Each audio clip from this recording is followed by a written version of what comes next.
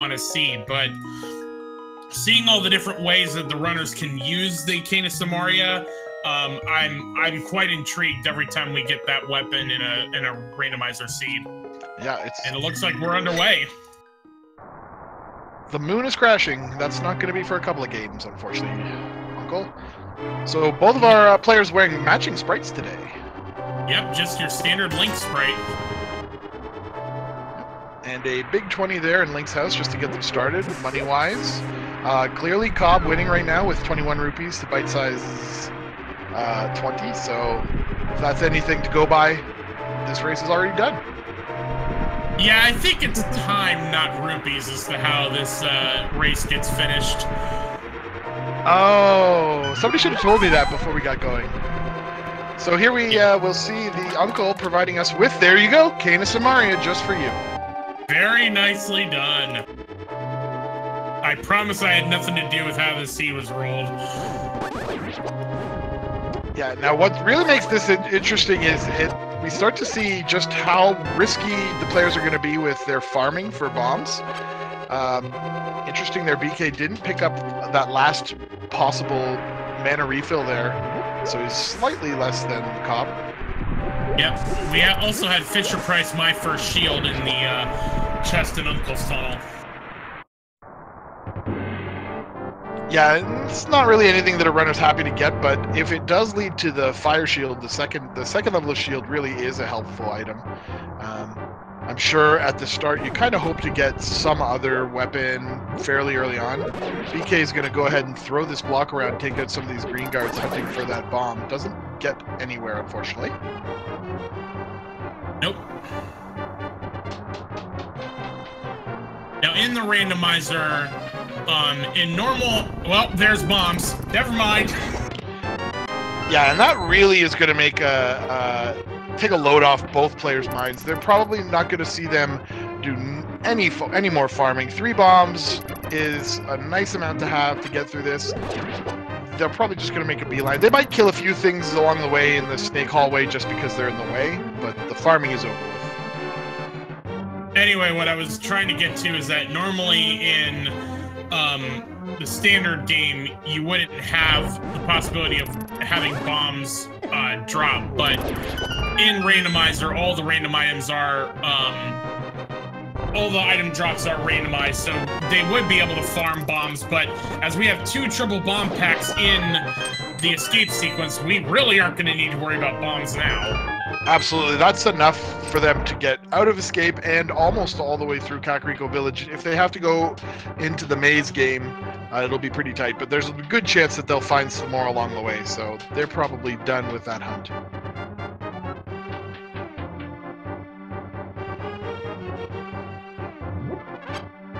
COB having a little bit of problems with getting that green guard and getting in there in that cage, but he manages to get it done and gets the map. Yep, so that map does mean that the remaining chests here in the escape sequence will be live and that they can have something useful progression-wise, up to and including the Sanctuary chest. Yep, so the one chest in the sewers will have to be the small key in order to get through that locked door, but Back of Escape and Sanctuary chest will contain items. Absolutely, yeah. And 3 minutes and 35, 3 minutes 36 seconds.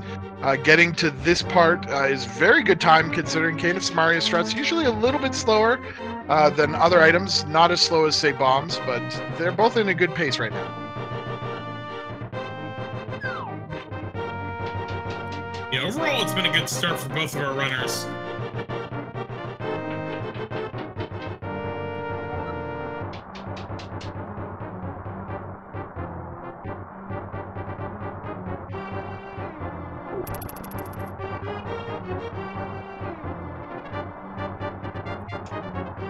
There's actually, so chat's talking about how many bombs they actually need.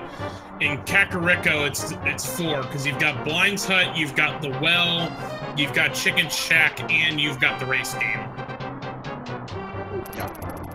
Plus the one more here, so at 6 bombs now, they're totally comfortable. Then there's also Mini Moldorm and Ice Rod Cave, so 7 in the worst case scenario.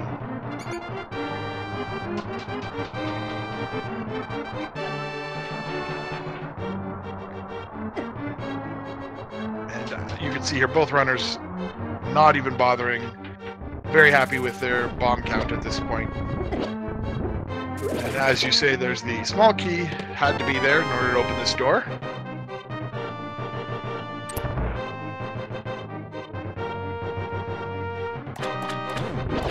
BK's going to go ahead and farm this corner up. Got an extra bomb there. That's nice. Yeah, a few seconds.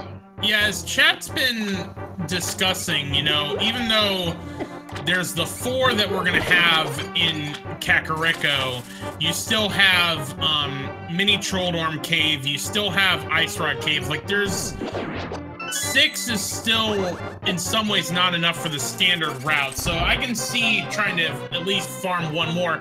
But hey, there's 3 more. Yeah, this seed is COB is gonna go ahead and just use 1 to get out. But 7 is pretty much a standard amount for getting all the way up through Ice Rod Cave. So between all of those checks, you know, you're likely to encounter some more bombs. And chat talking about the fact that there was a light cone in the sewers, even though we didn't have the lamp. In standard mode randomizer, we guarantee that the light cone is there, so that way we don't have to force the runners to have the lamp be somewhere in Hyrule Castle. But now that the runners have gotten out of escape sequence, the rest of the dark rooms will follow the logic of if you don't have the lamp, you won't get the light cone. And as a reward for rescuing Zelda, both runners pick up 300 extra rupees from the Sanctuary chest. So that puts them in a great position to start collecting up rupees for the Zora area eventually. Very interesting map check. We have a blue pendant at Eastern, we have a green pendant at Desert, and we have the only crystal in the light world is a Hera. Yeah, and COB there just gives us a look-see at the mushroom spot. That is a piece of heart. BK, meanwhile, is going to pull the tree, get a little bit of a magic refill. He's going to reset the tree pull prize there for later on, and we'll see what he finds at the crab hut. We got 20 bucks from the bush crabs. We also had a hook shot in the Lost Woods hut. Yeah, this is a nice, you know, utility start. And BK is actually going to give us a look here what's inside Lumberjack Cave, and it is just another big 20. So that's one more little check on the against the potential of an Agassiz. Still plenty of possibility for that to take place.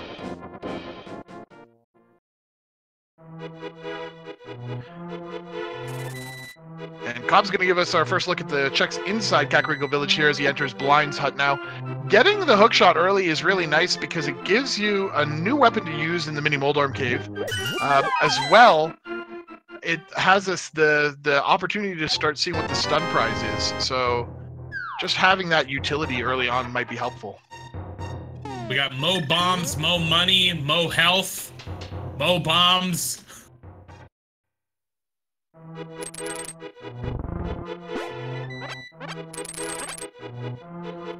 And a swag net. And a net. BK is making use of that hookshot right away to just get a little bit of extra movement speed as he's hooking from tree to tree. Now, it all adds up. Every one of those little movement tech usages adds up over the course of the game.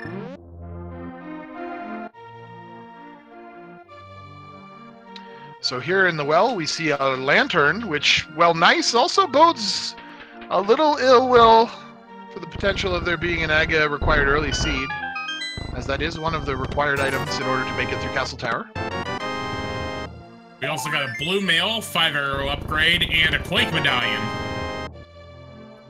Yeah, in order to do Aga 1, you need at least a fighter sword, and then you either need the cape or master sword. Bottle vendor trades 100 rupees for a piece of heart. I'm not sure if that's the great deal, but I've seen worse. I mean, you could have a single green rupee, basically a 1% return on investment. And a full heart container there inside the chicken coop.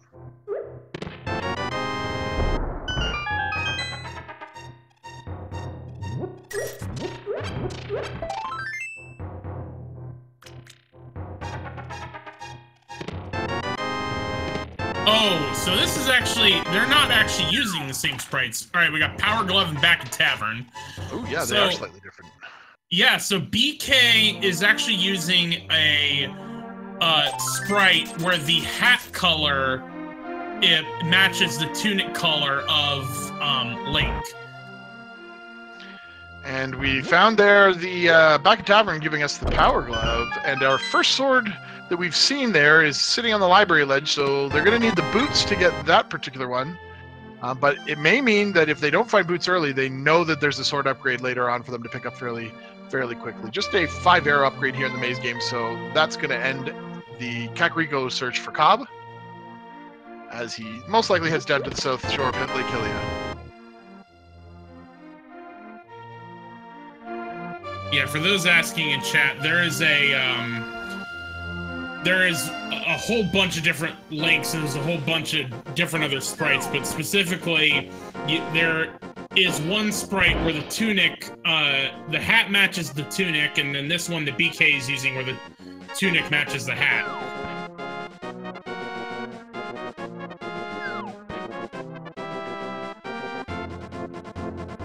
So getting a nice hookshot skip there on the first chest in the dam here. Just another set of bombs, sitting at 10 bombs for a long while now. Haven't seen a bomb upgrade yet, unfortunately, for our runners. Yeah, for all the bombs we've gotten in this seed so far, you figured this seed would give you a bomb upgrade, but instead we get a bow when you drain the swamp. Yeah, soggy bow. Not too bad, though. I'm sure that both runners will be very pleased with that early find.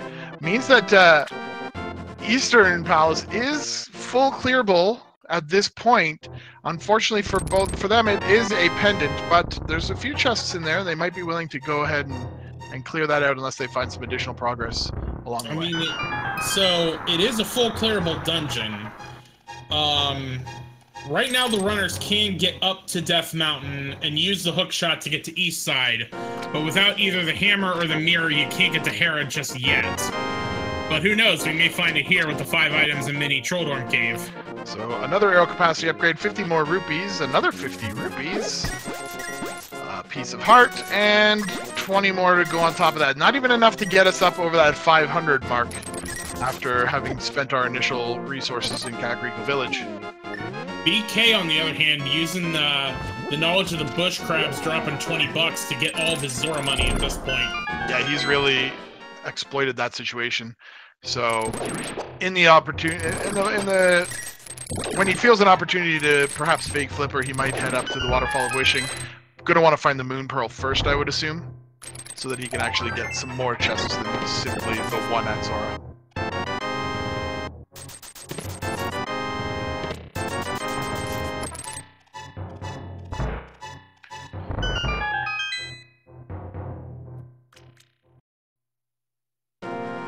Alright, so next up we got Ice Rod Cave. Yeah, and at this point, if I was in Cobb's situation, I think I'd want to head over to Death Mountain before going into Eastern Palace. Hopefully, he'll think about that. He did choose to go to Link's house, though, so that may indicate he has a different decision. Yeah, it looks like he's heading for Eastern. Yeah, he could potentially just be heading up for the 3 in Saharshala's hut before going into Eastern Palace. It's pretty early to enter a pendant dungeon, even though the game has given them the bow. But I mean, we've certainly seen in version 29 that certain items can be in weird places, and pendant dungeons certainly have shown to have progression items. Yeah, that is true. But then there are seeds where they do not. It's no one's guess until it happens. He sees a fighter sword here in Saharshala's hut along with the red mail, so that was a very good decision. It looks like BK is going to make the same one. Cobb's going to save and quit out here, and I would now imagine that he's going to head to Death Mountain. Yep. So I really like this play. I don't know that it would have been one I'd make myself because of the the draw of Death Mountain, but it turns out it worked out really, really well for COB and for BK. Yeah, I don't mind the... I don't mind the fact that he at least did the 3 here.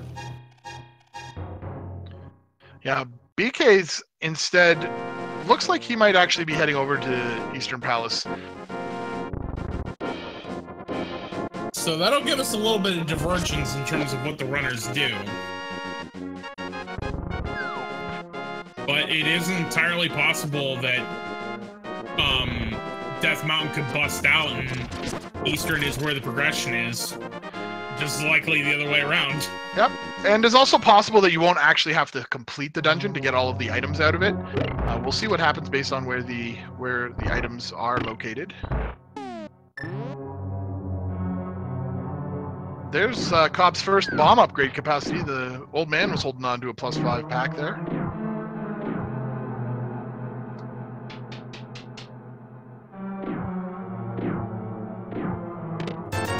Alright, we have a big 20 to start in Eastern Palace. So that's 1 item out of the way. There are 3 here. Unless you're playing the Key Sanity mode, the dungeons will have all of their dungeon items inside of said dungeons. So we know, so with Eastern Palace having 6 item locations, 3 of them will be items. We found the Master Sword inside Spectacle Rock, so... There's our second sword upgrade. So that will mean that the Tempered Sword right now is sitting on top of ledge in the book in the library. That also means AGA 1 is in play at this point. That's absolutely true.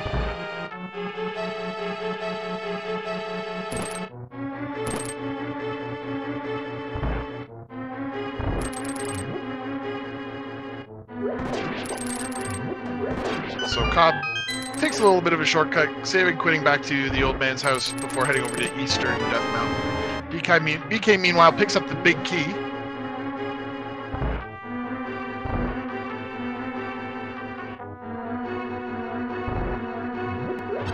And gets a few arrow refills there along the way. Alright, second item is a piece of heart.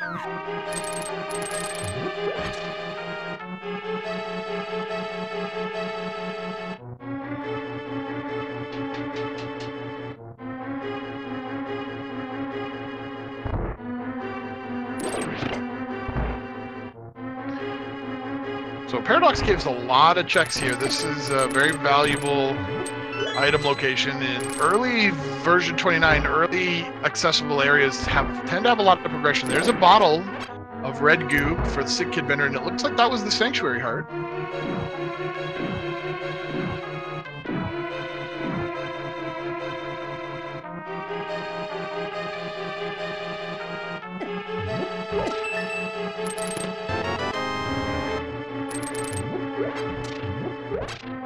And COB there finds the hammer inside the Paradox Cave.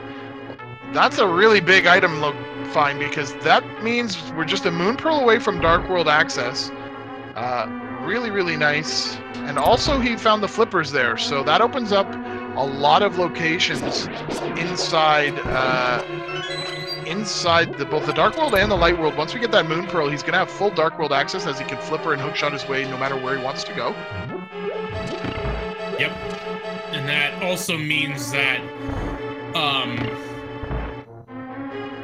Hobo, all of Waterfall of Wishing is certainly in play, but unless we find that Moon Pearl, AGA 1 is still a possibility. Yeah, we're getting to the point where we're pretty much Moon Pearl on Pyramid Ledge is about all that keeps them from, or is going to require them to do AGA 1.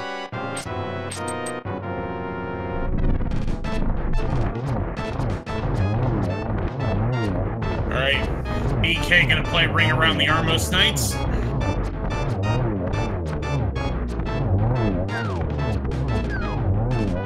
And just a $5 and a blue pendant. So that was a kind of a bust play, unless it turns out to be a ped seed. not really what BK wanted to get out of Eastern Palace here, so he's got to probably feel pretty crummy about that. Meanwhile, Cobb found the small key in Hera, which means he could do a coffee break, but he's deciding to stay active and try to deal with these tiles. He only has 2 bombs, so perhaps he wants to hang on to them for perhaps a bomb jump later on. It certainly is possible. Having the hook shot... Well, he does have the bow, though. So he could use the bow. Oh, the hook shot... I don't know if you could use the hook shot to do it, but the bow definitely you could. Hook shot you couldn't. I was just... To your point about bomb jumping, you at least have the hook shot to get across to the big chest. That is true. It looks like he's setting up a death warp there. Yep, because he doesn't have the mirror, so you'd have to take the long way back, but doing this death warp will get him back to start a lot quicker. Yep. He's aware of just how much damage he takes in red mail, so was able to get down to exactly half a heart. Excellent work. And up Tower of Hera he goes. Oh, bites it, but ooh! Oh. Bite size getting dead rocked. There you go.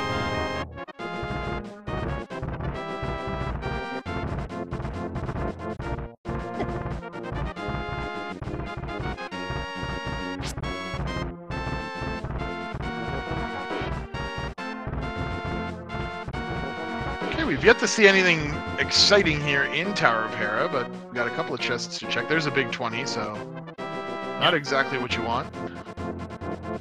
Yep, just one more item to find here in Hera. And there it is, 300 bucks.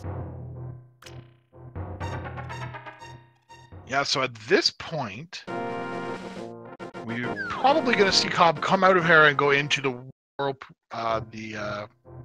to the Waterfall of Wishing area, check Hobo, and visit Zora. Yeah, we pretty much have 5 locations with the flippers, plus Agina's Cave. If any of those 6 locations do not give us progression, then the Moon Pearl will be on the Pyramid Ledge, and you'll have to go face Aga 1.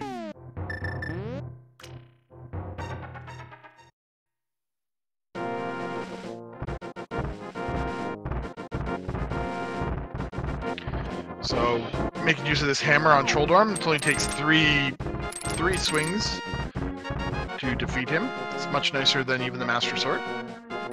And down he goes.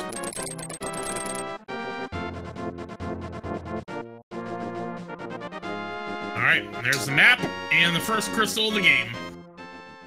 Yeah, 23 minutes, that's very nice. Of course, Cobb's probably gonna, if he doesn't find Moon Pearl elsewhere, probably gonna still make the play into Eastern Palace before going to Castle Tower, but we'll see. You never know when you might pull the trigger on doing a blind Aga 1. He is going to make his way over to Spiral Cave, take the long walk down though. Oh yeah, I did forget about Spiral Cave.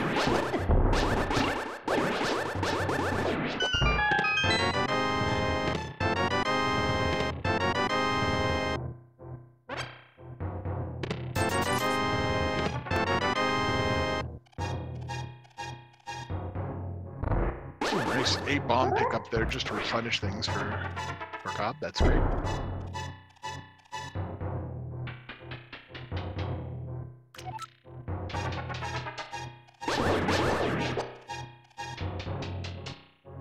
And there's the Moon Pearl, so say goodbye to Aga 1. So that's going to feel really good. The world is really opened up for Cobb, and BK is going to follow shortly behind that. After he finishes Tower of Hera, you can expect that he'll go down the Spiral Cave as well, and start exploring the Dark World.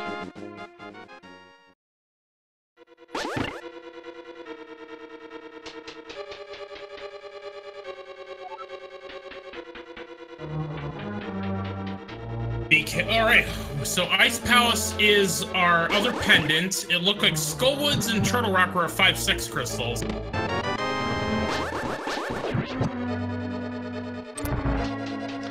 And we'll get a look at Hype Cave. Since we haven't had a very hypey location yet, there's an opportunity here for something special. Let's see what we get. Just $20 to start. Titan's Mint. Heart container, $20. And a piece of heart. That's a solid meh. I give that a solid meh. It's a 2 out of 5.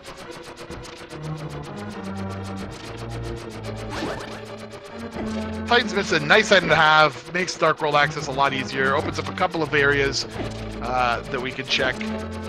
But certainly wouldn't complain about it if I were somebody who found it. Absolutely.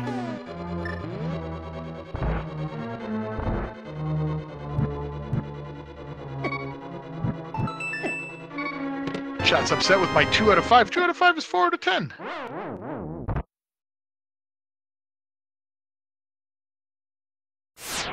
And Stumpy here throws another big 20 our way.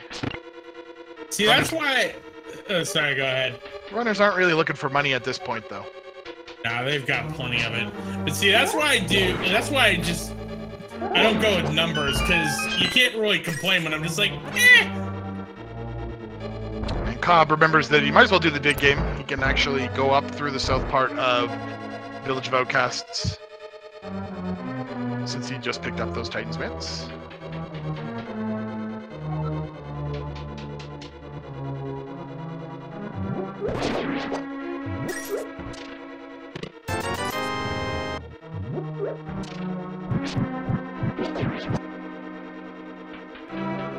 So far, 15 digs. 21. 21 for a piece of heart. Yep. Cobb is like, never you mind, piece of heart. Leaves it there. Now, granted, I suck at this game, but at 8 hearts, even with red mail, I wouldn't be turning down a piece of heart right now. He's just gonna throw it on the ground. Cobb gonna go ahead and rescue Jeremiah the Bullfrog. Well, you can pick him up and walk all the way around with him. He doesn't have the meter to make it this an easy and efficient route, but he'll do hammer pegs. And he may end up saving and quitting just to come back here and then use the portal in Kakariko Village to get back to the Dark World afterwards. He does have Sick Kid Bottle to check as well, so that might entice him into making this play. We'll see what happens.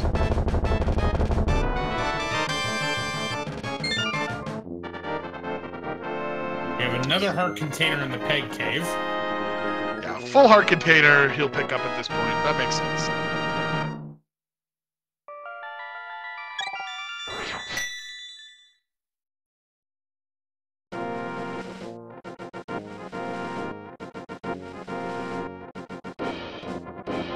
So it looks like he'll do C-shaped house. Probably all of the checks here in Village of Outcasts. Gets another piece of heart there. bytesizedBK, meanwhile, is going to go through Spiral Cave, get his Moon Pearl, and we'll see what he does after that.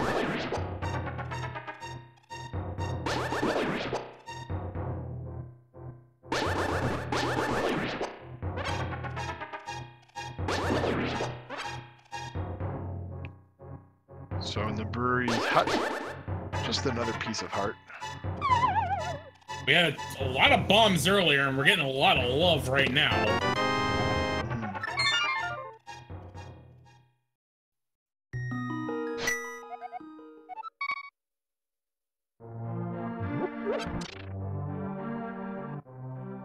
Oh, a shovel, so a little bit of another fetch quest.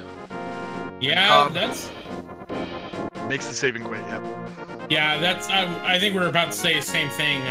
I think that's enough for Cobb right now. He's probably going to return, get Jeremiah home, and then probably go dig up that dig spot. Yeah. Meanwhile, BK is going to go ahead and do those flipper checks that he also just picked up, so some new things on that side of the screen as well. Just saw a single rupee on the Lake Hylia Island. And he's about to give us a look at what's Hobo holding on to under the bridge.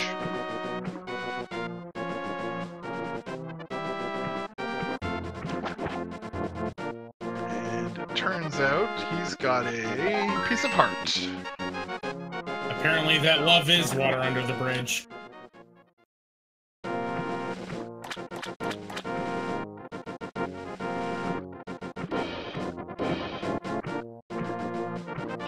And the sick kid was crafting one of the finest things in all of Hyrule, the artisanal arrow. Get yours now at Whole Foods, $29.99.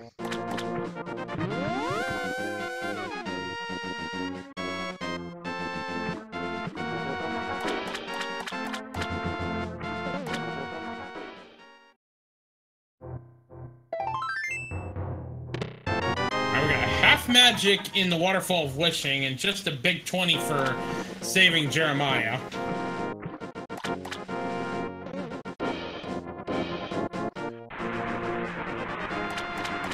Yeah, and now half magic is a really nice item to get early on in a seed. There's the silver arrows on the...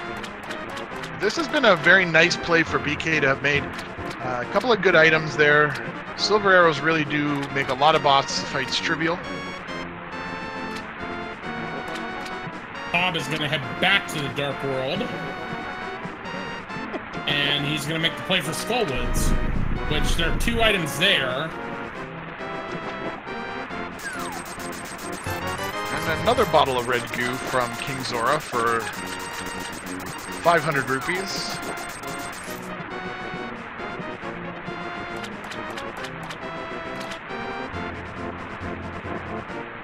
So, well, maybe not what you want. Additional safety is always helpful. That first item in Skullwoods is a 5-bomb upgrade. Now, without the Fire Rod, Skullwoods is not full clearable at this point.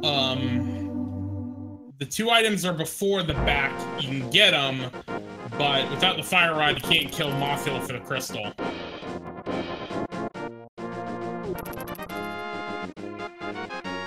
So BK is now going to make his way over to Kakariko Village, probably take the poor roll there to the Village of Outcasts and get some of these repeat checks that we've already seen on Cobb's side. It'll be interesting to see when he makes his way to Hype Cave, because that Titan's Mitt is available to him right now.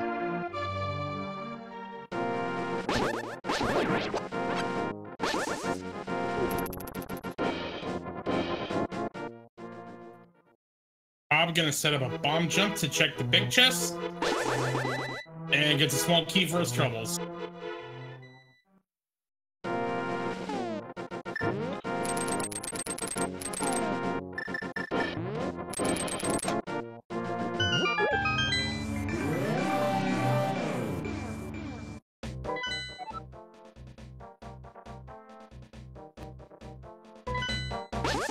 So honestly, at this point, with what the runners have at this point, Pod is certainly in play. You can finish that off. Thieves Town is certainly in play. So I imagine Cobb being here, he may go to Thieves Town next, but both of those crystal dungeons certainly will probably be in the runner's futures here coming up. Yeah, both, they're actually very nice dungeons to get to. Thieves Town is quick and easy. Doesn't matter what kind of a loadout you have, and he's more than well enough equipped. Red Mail, of course, makes it extra easy. Blind Fight, of course, is the same no matter what sword level you have. But it has 4 items in it, and that's a really nice find relatively early on. And Palace of Darkness, though a little less enjoyable of a dungeon, has a lot of items in it. So plenty of potential to find progression. So I would say that for the sake of Cobb and BK, they both kind of have a well-defined plan, although Cobb is getting molested by the little burglar here. Gets in, though.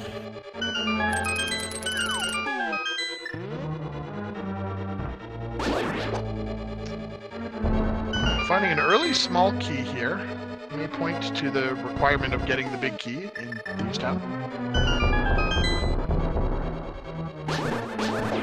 This big key has to be one of the first 4 chests.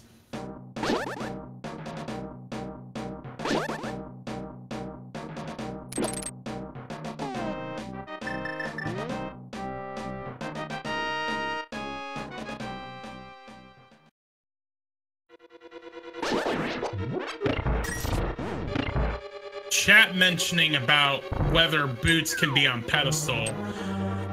So if the big key is on the torch in Desert Palace, then boots cannot be on the pedestal because you need it to get get the big key to get the Lamulus.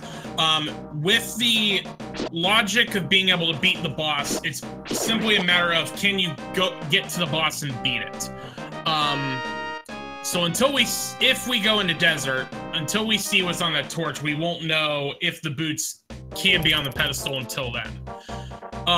In terms of what else can't be on the pedestal, either Fire Rod or Bombos cannot, because you need it to get into Ice Palace, but the other one could. Ice Rod could certainly also be there. Flute could be there also, unless you need the flute to get to Desert Palace.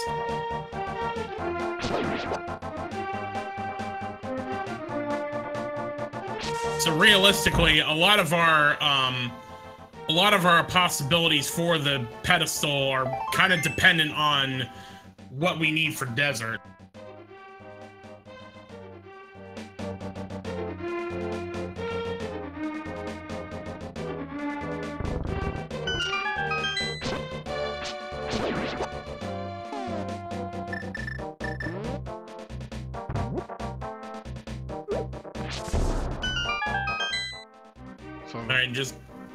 Sorry, go ahead.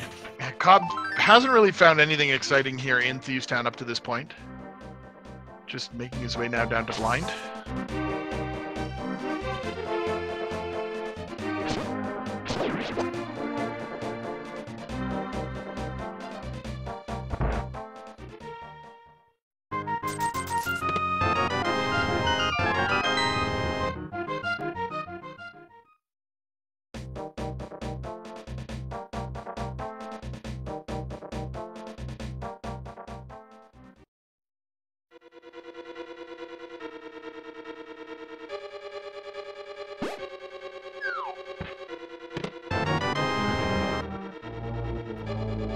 So, we have the small key, so we can't check the Thieves Town big chest. The maintenance chest has a piece of heart.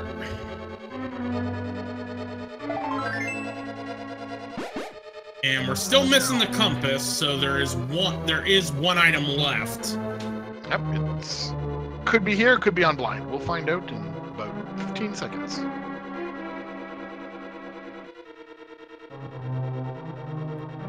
Just a 5-bomb upgrade. Another disappointing item location out of Thieves Town here. Of course, it is a crystal dungeon, so coming here was always worthwhile.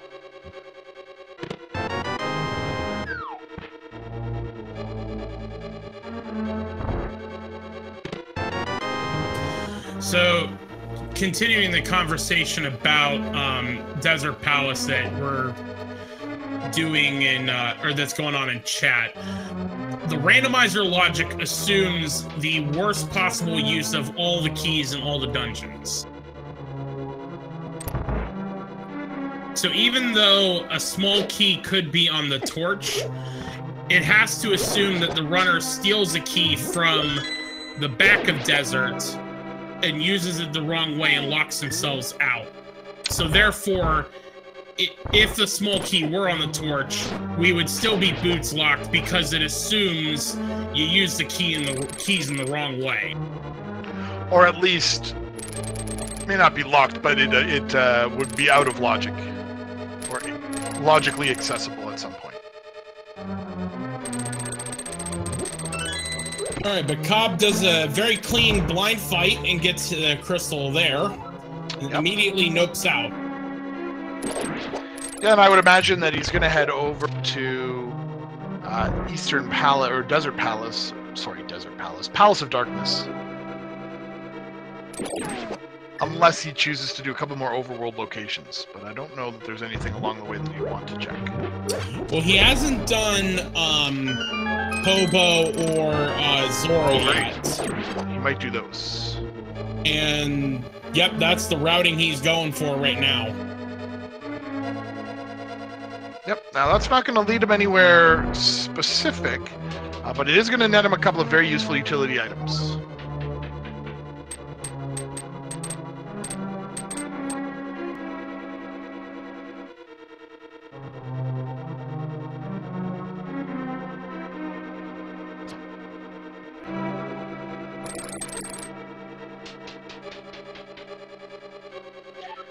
So at this point, we're really just seeing the difference in between these two runners.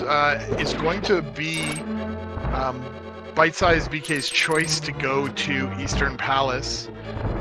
He's made a few more overworld checks than COB. Has that entire Eastern Palace complete.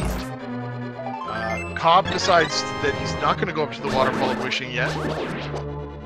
Or perhaps was going to just save and quit for speed. Oh yeah, interesting. It is interesting the way he routed it.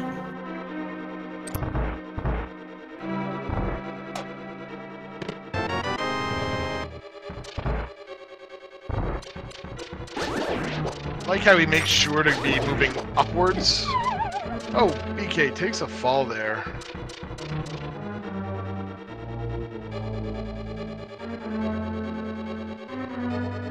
As I was saying, it is interesting to see that COB makes a point to move upwards into that little vortex whirlpool in order to be going in the correct direction after the screen transition.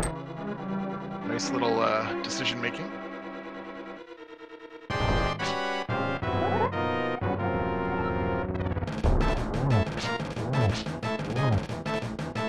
Chat mentioning that BK checked bumper ledge and saw the ice rod. I don't remember seeing that.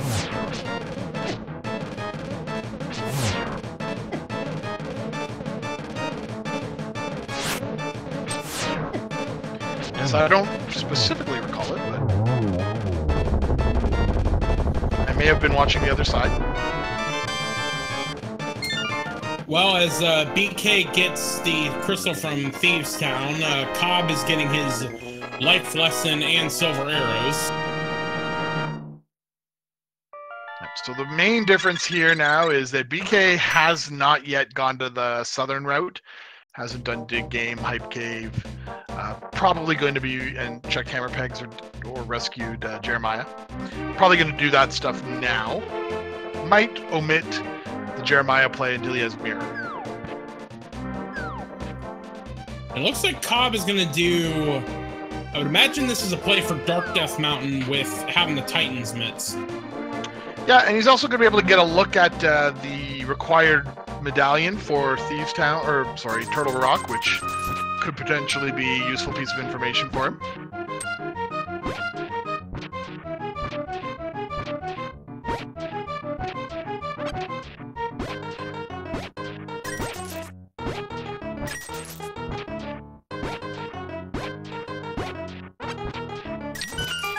Perhaps he's going to do something else. He's going to go up to the top and go from the top down, it seems. Certainly is an option. Yeah, it's actually a little bit faster to go down Super Bunny Cave to get to the chests and then pop right back up out to do Hookshot Cave, so...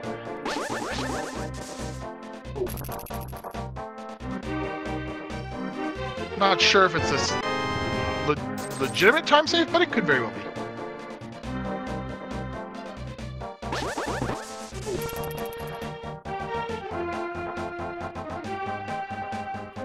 Alright, and we got Bombos for Turtle Rock.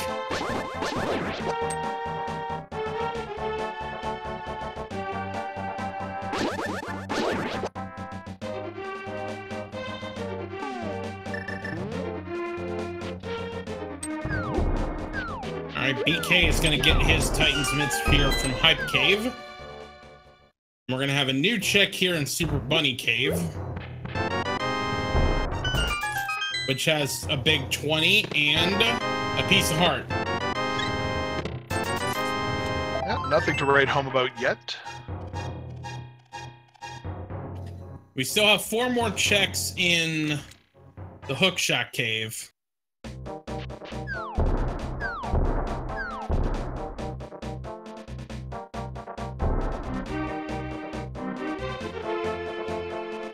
Now, technically, with the 2 bottles of red goo that Cobb has, he could make the play into Spike Cave.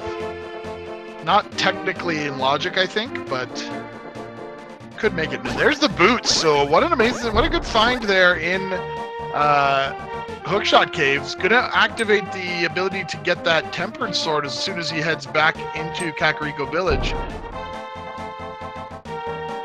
And it looks like he is gonna head over towards Spike Cave.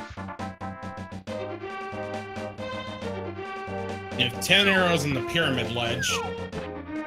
Oh, getting a very fortunate fairy there. There's a good chance you'll get one from those bushes in the cardinal directions.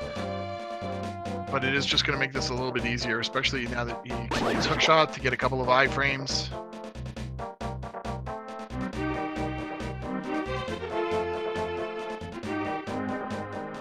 And we are going to see the play on pod from BK's side.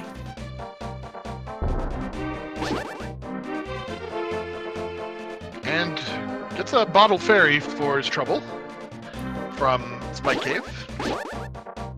Yeah, I don't believe Spike Cave was in logic. I think it's based on you have to have access to 14 hearts, the cane of or the cane of Brian or the cape in a bottle. Yeah, so technically not there, but didn't really. Oh, changing his mind, Cobb. Changing his mind. I think maybe he's gonna head over to the Sanctuary so that he can check Bonk Rocks along the way to Kakariko Village. Maybe pick up his Tempered Sword as well.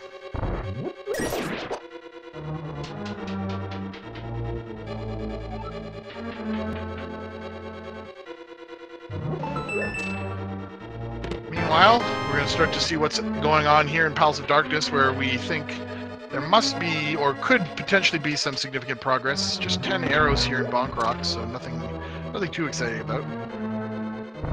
Yeah, other than... Cobb could have also checked King's Tomb, but elected to not do so. Yeah, he's going to take a look at Lumberjack now that he has boots. Fortunately, we know he's just going to see a big 20 here, so... knows that he doesn't have to play that Castle Tower.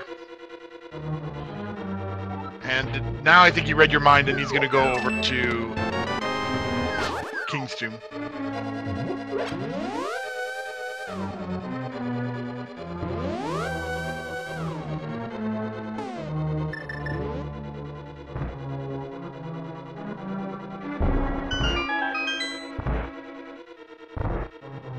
So this scene has had our runners going all over the map.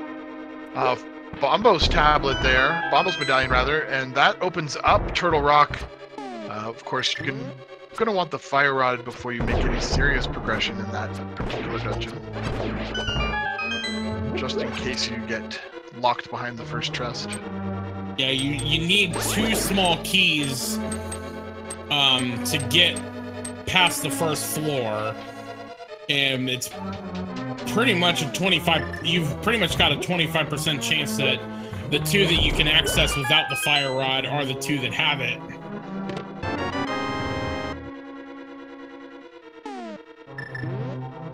And Cobb now is going to head over to Palace of Darkness as well. So catching back up to BK with a few more overworld checks done. Putting him at perhaps a slight advantage. Going to look at Pyramid Ledge first. I wonder if he'll carry that all the way up to Catfish. Interesting here that BK is going to finish Helmassar first before doing the rest of Pod. Yeah, if you find enough keys, it's very doable. You won't accidentally make your life miserable, and you get the boss out of the way.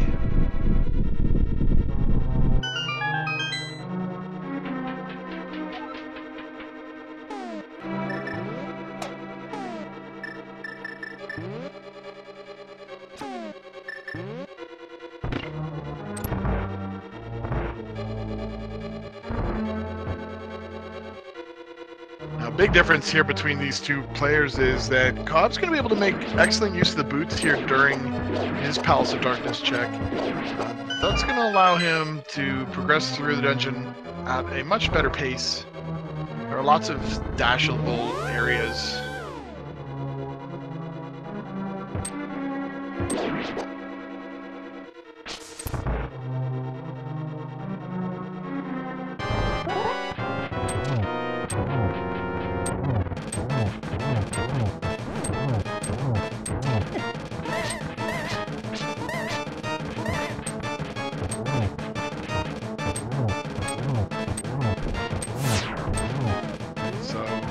BK making quick work of Halmasar's face mask and launches. Oh, misses with a couple silver arrows, but gets the third one. Gets it done there, and we'll see what Halmasar has for us besides the crystal. Just a big 20.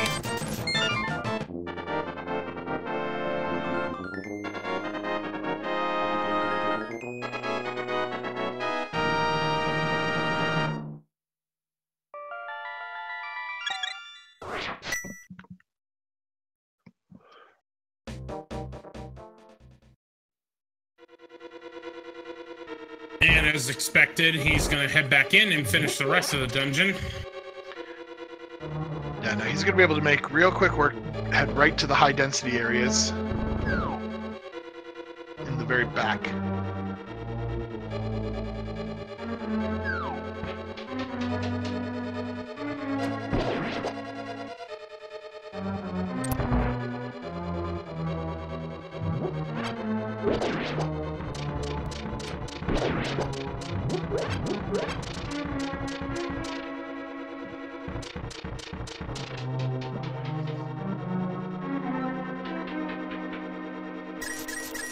Alright.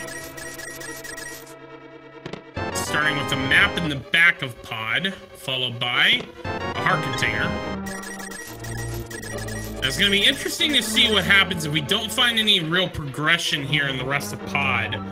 Because at this point, Ice Palace is in play. The first few chests in Turtle Rock are in play, but other than that, there really isn't much left in terms of what the runners can do. We still haven't seen a Guinness Cave. Trying to think what else we haven't seen yet. There's Catfish as well, I believe. Grave that we could get to.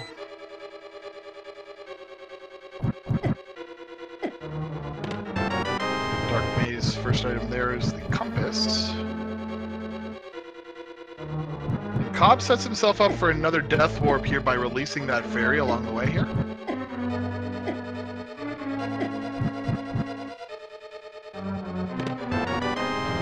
And 10 arrows there.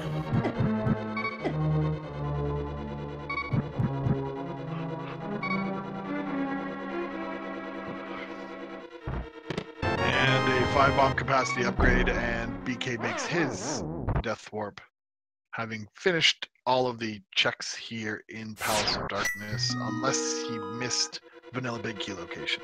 Yeah. And since he has 1 key left, I'm assuming that's where he's going.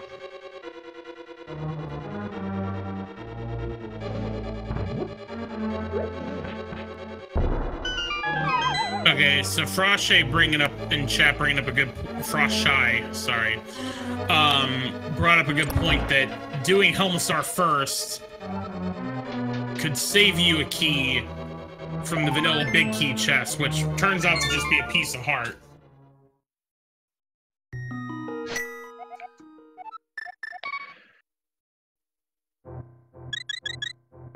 But in this instance, it had to be done anyway.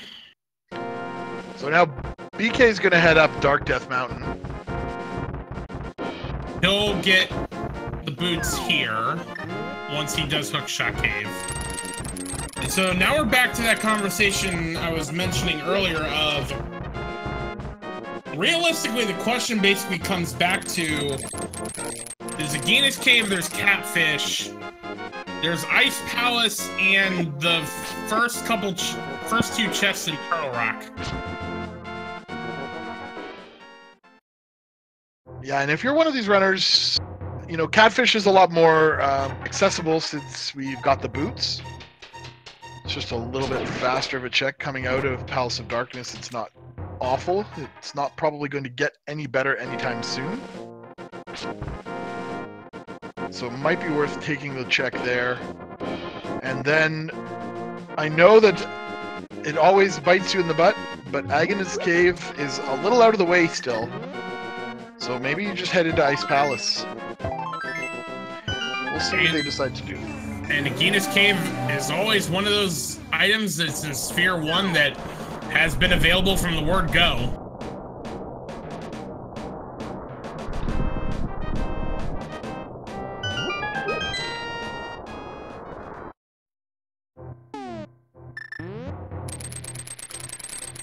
With Bombos Medallion, Ice Palace is definitely logically accessible.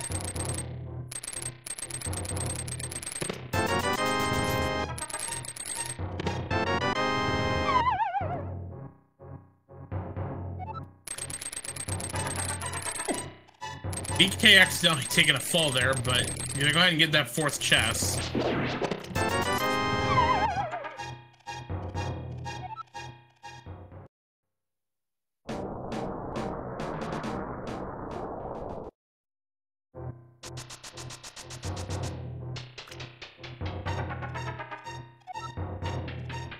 And there is, of course, that Tempered Sword sitting on Library Ledge as well that runners are probably going to want to grab as soon as they have an opportunity to head that way. Yeah, if you know where a sword upgrade is, having at least Tempered Sword and Silver Arrows for the Ganon fight would certainly be advantageous as opposed to trying to do Master Sword Silvers.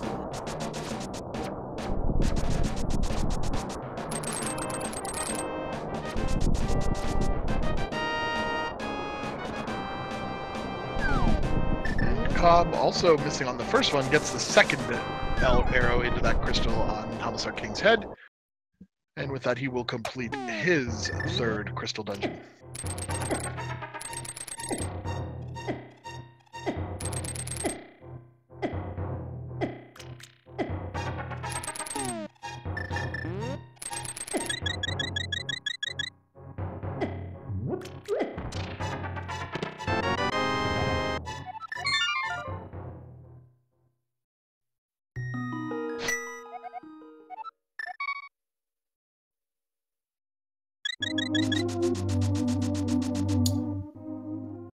And this looks like a flanctuary check for BK. So at this point, we're still just kind of going over locations we've already seen. Yeah. COB has the vanilla big key chest left, and that's it. Chad also bringing up a good point. They've had that shovel for a while, and no one's checked the dig spot yet.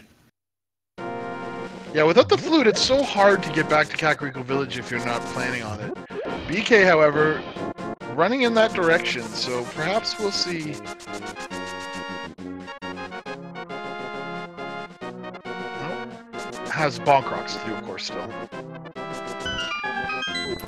And now COB is heading in that direction, so...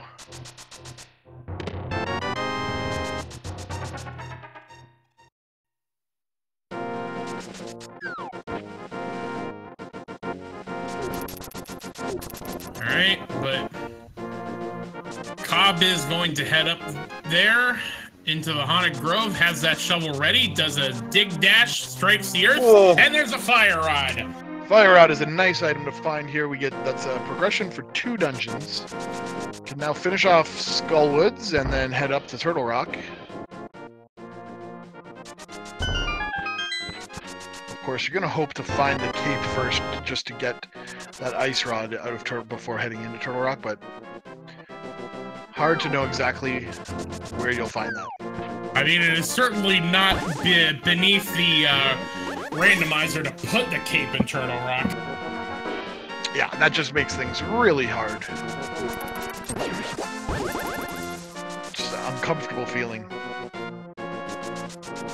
COB trying to decide what to do.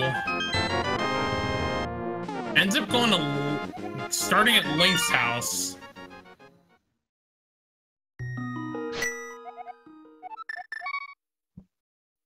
And it looks like he's gonna make his play to Ice Palace. Okay. And BK is instead taking that fire rod to Turtle Rock, I would think. Oh yeah, that's a gutsy move.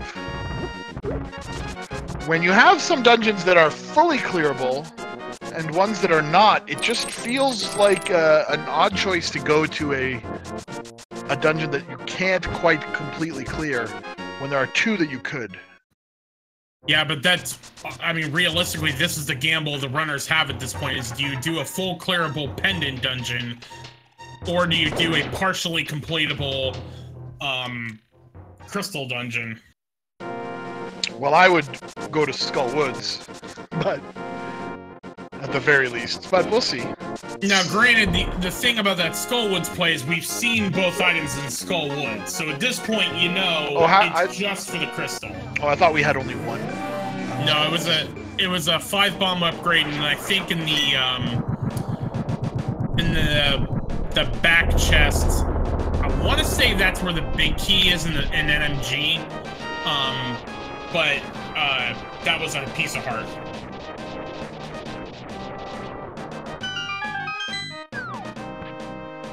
All right, but we have another diverging path here, and we're gonna see what pays off this time.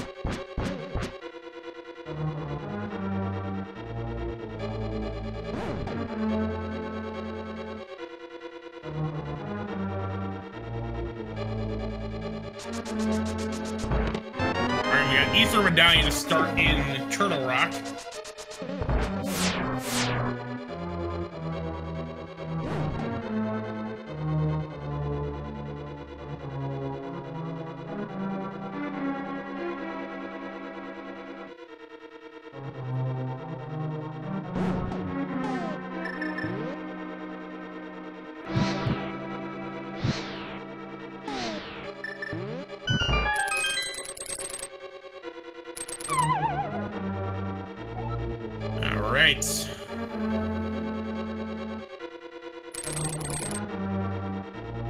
BK using the hook shot to get those iframes, which is encompassing a small key for the troubles there. Which means the chain chomps will have to have a small key in order to be able to get to the next floor.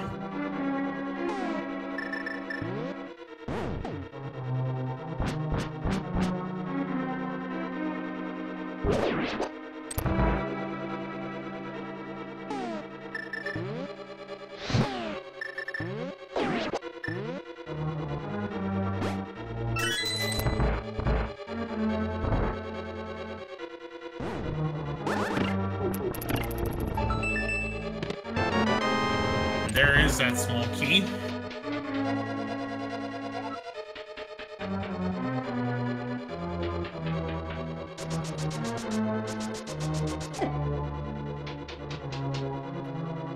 Now, for those that are just joining us, we know the ice rod's on Bumper Cave. So, at this point, BK is gambling that he knows he can't complete Turtle Rock, but if the cape is here, or some sort of progression.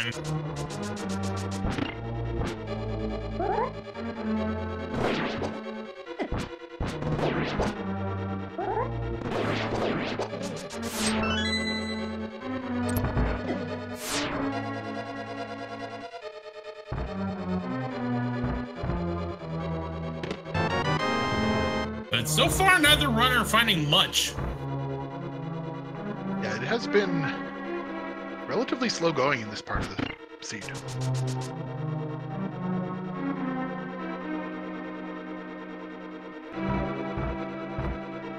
Other than the Ether Medallion that BK found in Turtle Rock, there really hasn't been much we've seen. Mostly just dungeon items at this point.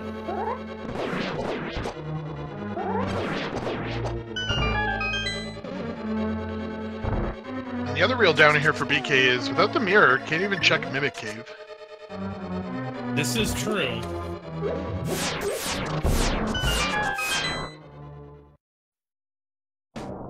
Although Although I have seen Mirror be in Laser Bridge.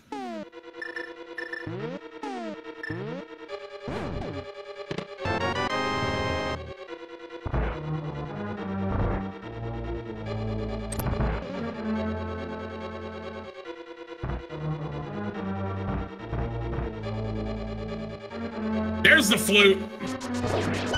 Yeah, no, that's a nice find for Cobb. That's going to put Misery Mire on the table.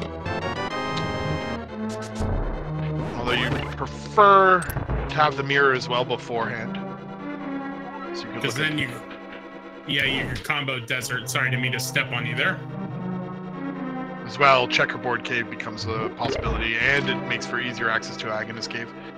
So, you'd want that, but can't always get what you want.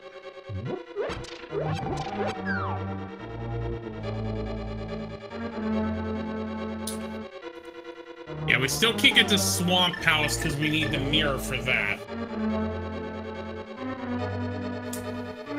Realistically, at this point, we are waiting on the cape to get the ice rod and the mirror, or the book.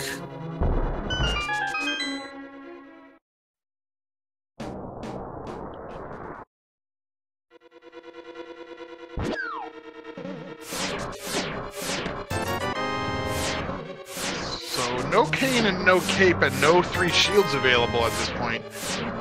Technically, this is a small sequence break here on Laser Bridge, and just going to pick up a key here at the end. So Turtle Rock does not pay off. Nope. And Cold Stare just having a heart container and the red pendant.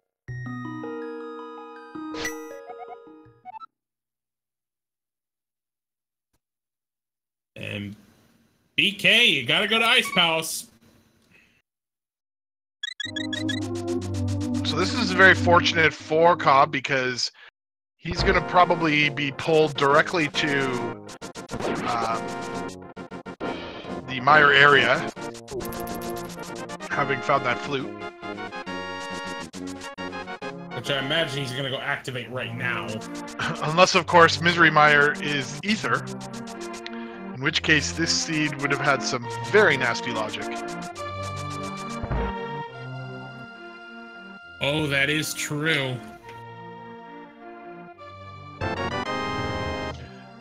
BK gets his artisanal arrow. And I imagine is probably heading for Skullwoods in order to finish off Mothula.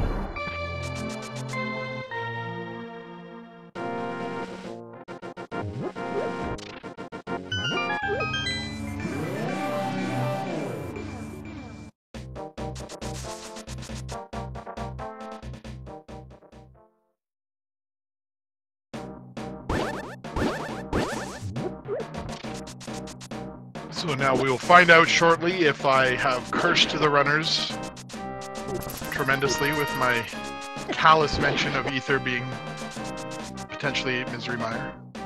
We're going to see that there was a 10 bomb upgrade on the Desert Ledge. Still not checking the Genus Cave. Yeah, they don't like that cave. They really don't. Well, let's see. Nope, we're not going to see just yet. We're going to get Mire Shed first, which is a piece of heart and triple bombs. Now, if it was going to be really mean, it'd be Ether, which it is. And then in the bottom of Misery Mire will be the cape to go get the ice rod with.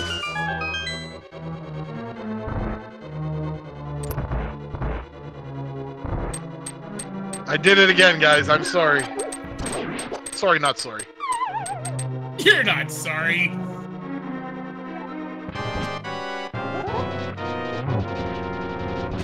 So Cobb wisely decided to go check Agonist Cave. Not going to be what he is looking for, unfortunately, but could very well be something else that is important. So really, in the end, the two options that the runners had of either Pendant Turtle Rock or a not full clearable, Pendant Ice Palace, not full clearable Turtle Rock. The answer was you had to do both. Absolutely, and just a piece of heart here in Agina's Cave.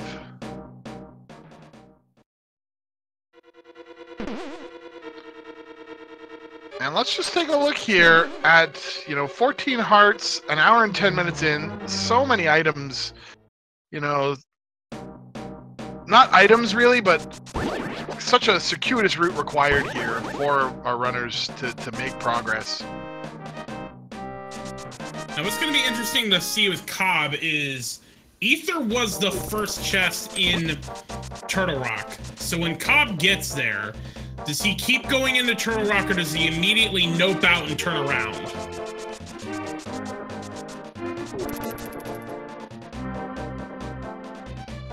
Yeah, I will be interested to find out. And chat brings it up. They were both correct plays. They just need to be strung together.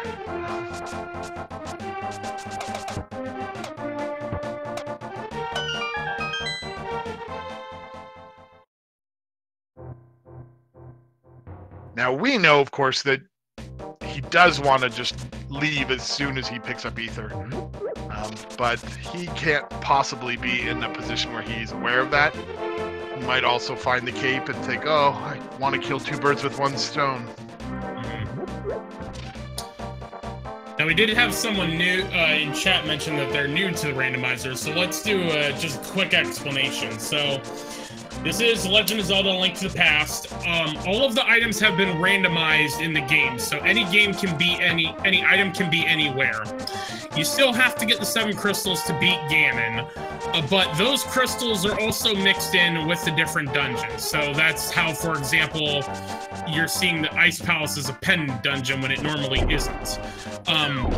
All seeds have to be completable the way the randomizer works. So there is not going to be a seed that the randomizer gives where it is not a completable game. But the game is essentially now you go through the world, you find the items, and from there, the seed then uses that to lead you to different locations. So in this example that we've got right now, we need the flute and the Ether Medallion to get to Misery Mire, and Ice Palace has the flute, and Turtle Rock has the Ether Medallion. And, we just saw our catfish check didn't really pay off. Literally, it was just $5. And Cobb is making the decision to carry on in Turtle Rock, so I don't fault him in any way, shape, or form for this play, because you really, really are looking for a lot of items here. You could potentially find the cape, you could find the mirror, the book. There are a lot of potential items that will be useful. Even powder at this point, and mushroom, a couple of fetch quests could lead to things, so you kind of want to check it since you're here. Yeah, it certainly makes sense. Granted, again, I suck at this game, but my general philosophy when I run is, the only thing worse than having to double dip a dungeon is to triple dip. So if I make the commitment to go into a dungeon, I'm going as far as I can. Absolutely, yeah. But it just so happens in this instance that because there literally is nothing else in Turtle Rock at this point, the right play would be to just get that Ether Medallion and just turn right around, but the runners don't know that. Yeah, and what's really interesting here is BK, until BK chooses to go into Ice Palace and gets the flute, is not really aware that that play into Turtle Rock was absolutely necessary and correct. So, still under the impression that it was a waste of time.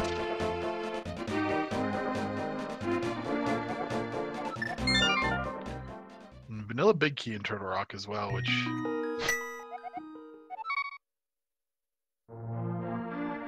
Alright, so we're gonna get a lunchbox check here. And at this point, we've pretty much we know that there isn't anything in the Genus Cave, but BK hasn't been there yet. You have to think BK's heading for Ice Palace soon, because we've pretty much exhausted all the options that are left.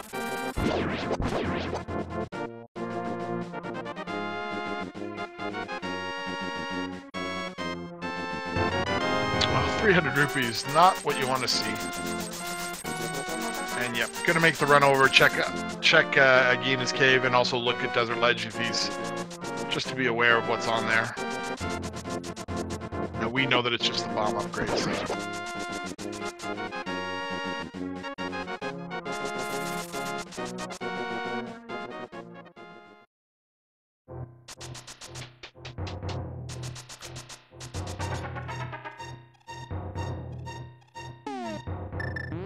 We're gonna see big words. BK check Agina's Cave. I kept wanting to say big key there.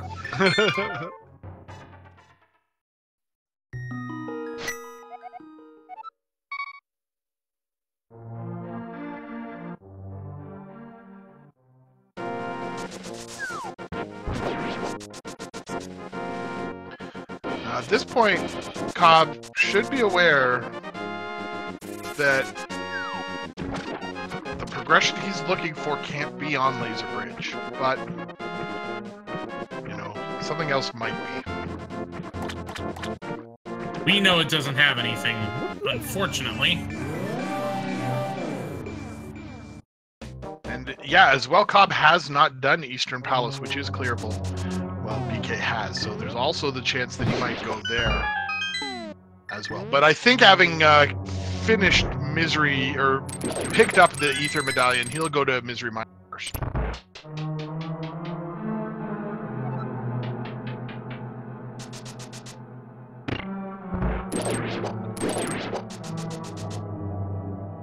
BK is about to get rewarded in about 6 or 7 minutes time with the flute.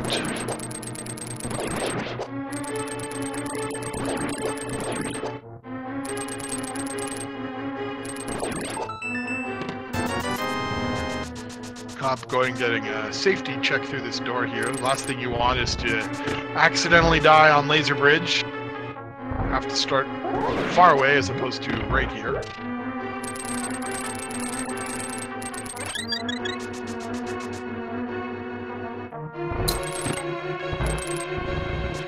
Oh, had picked up a fairy apparently. Well, that fairy bottle that was in Spike Cave. I have to imagine COB was not wanting to waste that fairy there.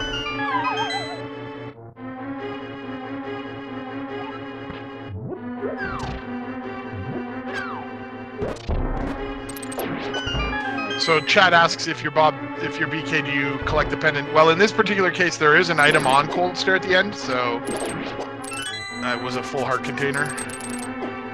So he's probably going to go all the way. And Ice Palace is one of those notorious dungeons that if you do have to double dip it, it is a time sink that if I was committing to it, I'd get the pendant anyway on that off chance that the pedestal has necessary progression. COB forgetting that he doesn't have the mirror and instead gonna go right for Misery Mire.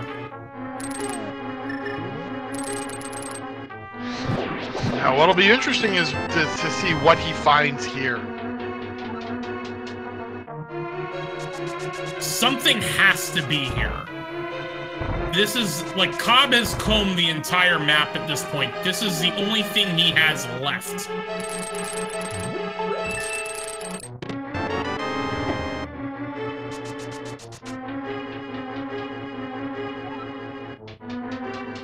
Either the cape which leads to Ice Rod,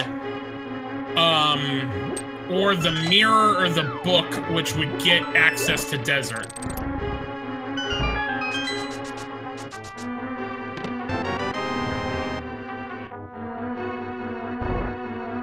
Well, with the mirror, you'd also have access to Swamp Palace at this point, which That being is a crystal would definitely be where you'd want to go right after that. Especially with it having 6 items as opposed to the deserts 2.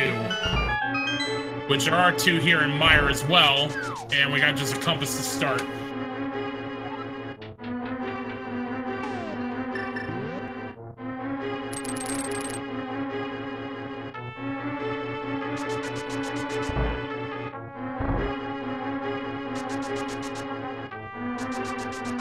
So we could have book here that leads to desert, and then cape in desert, which will lead to bumper cave, which will lead to Trinex, and then mirror on Trinex. If we just want it to be really, really, really painful. I mean, you really want it to be painful, you put the mirror on the pedestal.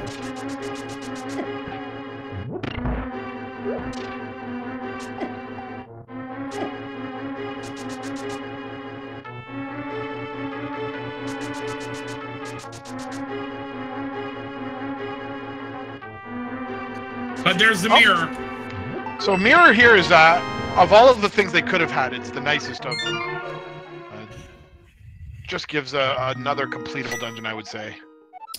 All right, as some of you in chat have pointed out that YouTube gamer Total Biscuit, whose real name was John Bain, passed away today at the age of 33.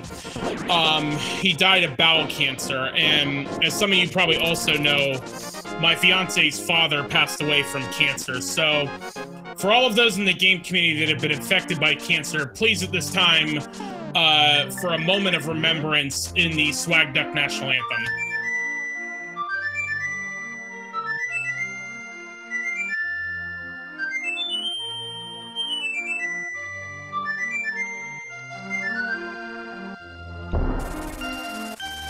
And ladies and gentlemen, the goose is loose, and the dove is above.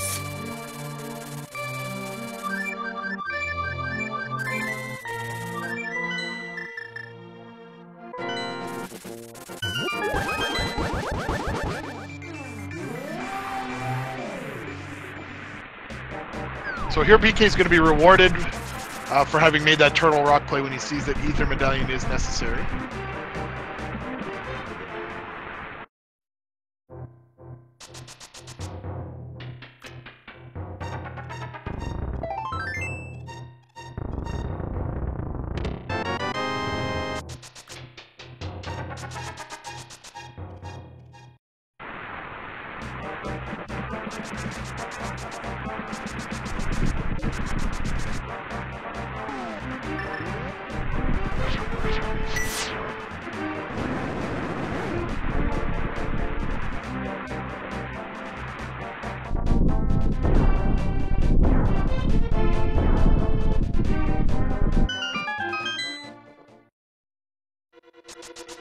So both of our runners now in Misery Mire at the same time.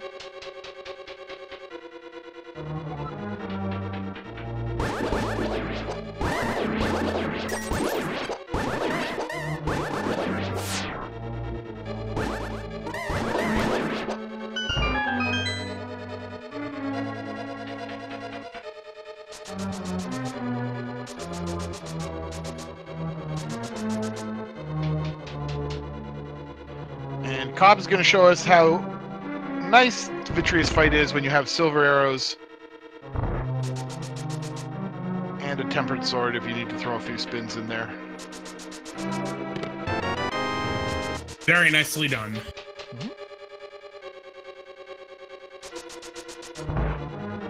So grabbing the mirror here, I'm assuming he's going to head Swamp Palace. Full clear that dungeon as well. Now there is Checkerboard Cave that he could check also. Oh yes, he does have the mirror now.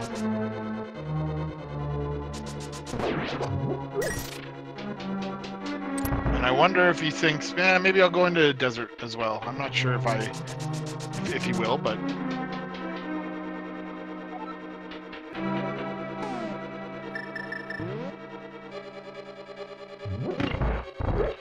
so at this point, it's safe to say that COB is that we are basically a cape away from go mode, since cape leads directly to Ice Rod. There's that pesky Ice Rod being our go mode item again. And COB does decide to go into desert. You know, he's right here with boots. It's a fairly quick set of checks. If you find the 2 items, you could turn around and leave.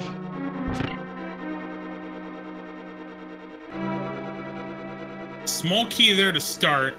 COB, you gotta pick that up if you want to do the checks.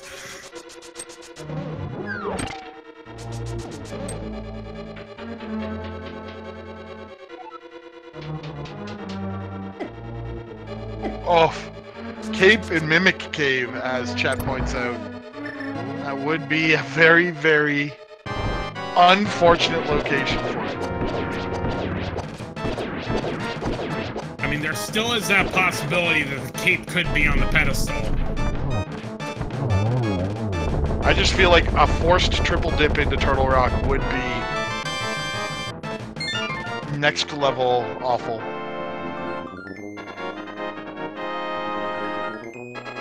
Alright, so we found all the dungeon items at this point, so it's Lalala and the big chest have the 2 items for desert.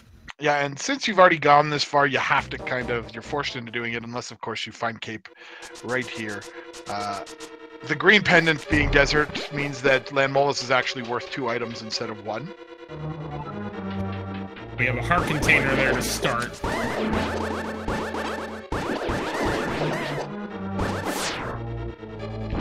So, BK did choose to go towards the back half of Misery Mire first, so he's got another item in there. Fortunately, he's not about to leave it behind, because that is the mirror.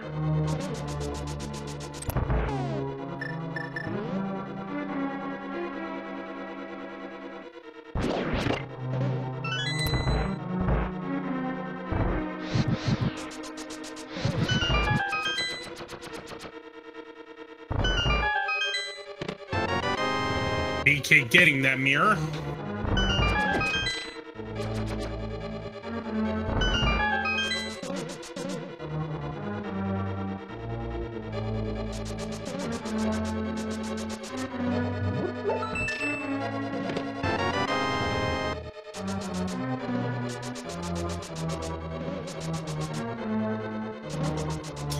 With Fire Rod and Silver Arrows, this should be a very quick fight for COB on Lalala.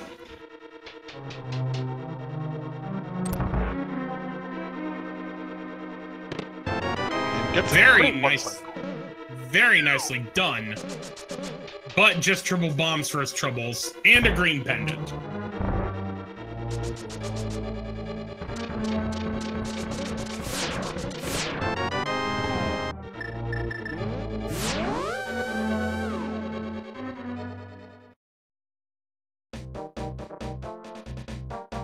Alright, so we're gonna see BK check Checkerboard Cave as well. See if he decides to do Desert Palace as well. And COB, of course, definitely heading over to the swamp now. Alright, so BK sees the Bloomerang at Checkerboard Cave. And that portal probably means he's doing desert also. Yep.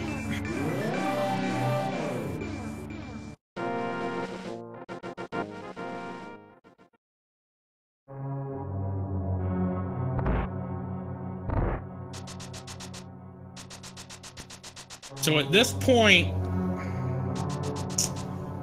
there are 6 items here in Swamp Palace. And this is, well, I was about to say Swamp Palace has to have something, but with finding that mirror, we could also do South Grove Cave, we can do Graveyard Ledge. There's about 8 places left where either the cape could be. And actually, if you don't find that cape, you pretty much know it's a pedestal seed at that point.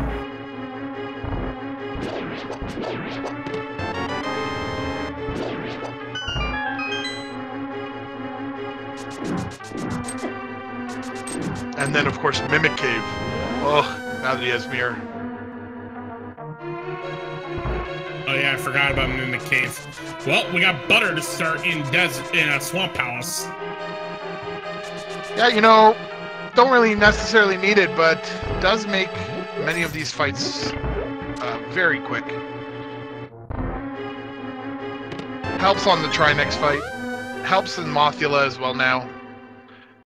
Doesn't make a difference for Eastern Palace though, and it will help for Argus if you choose to not use the bow at the end.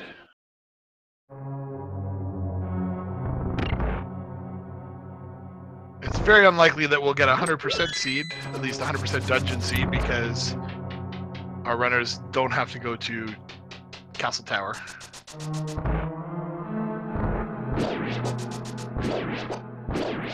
In terms of the tracker, it could be 100%, but...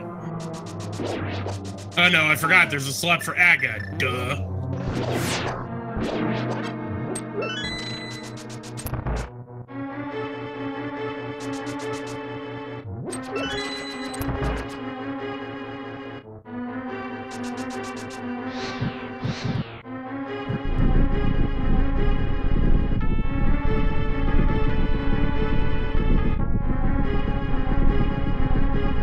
Left side is looking more and more to be required to find all the items.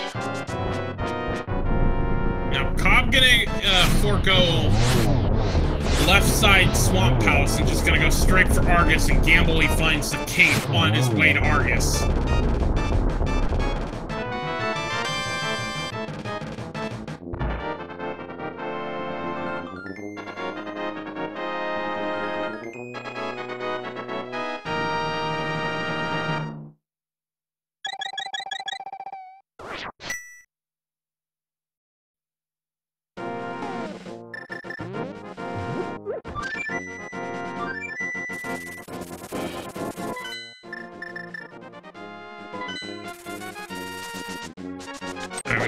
Big 20 and a fire shield. BK is going to show us what Sahasrara has.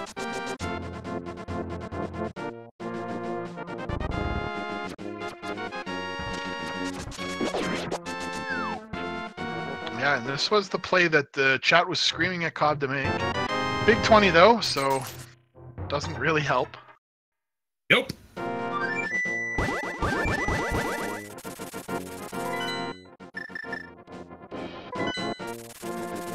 Imagine BK's heading for Swamp here.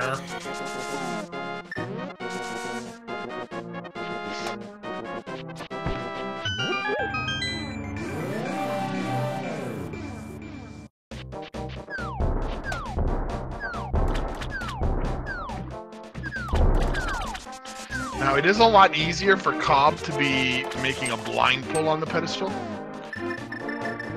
Yeah, he just has to go to Eastern and do it. BK would have to go back to Ice because he noped out as soon as he saw the flute. Very nicely done on Cobb, with Cobb on Argus for the big key.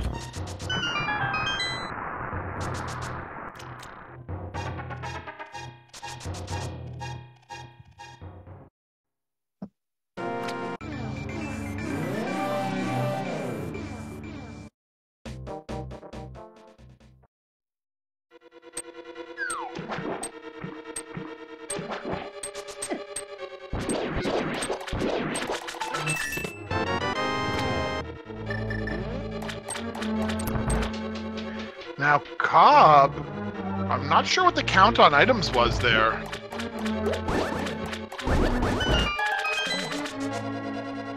There is at least one item that is still there. Yeah. Because with finding the big key, there's only four dungeon items in Swamp.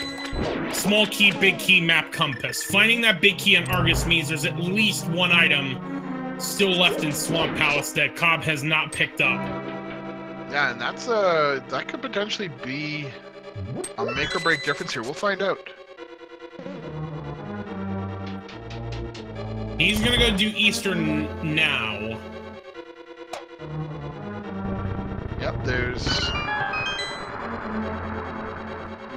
which is actually going to help out BK a little bit. Because BK's already done Eastern, which was a total bust. COB doing this and sinking the time into it is gonna bring BK close to even with what both runners have done.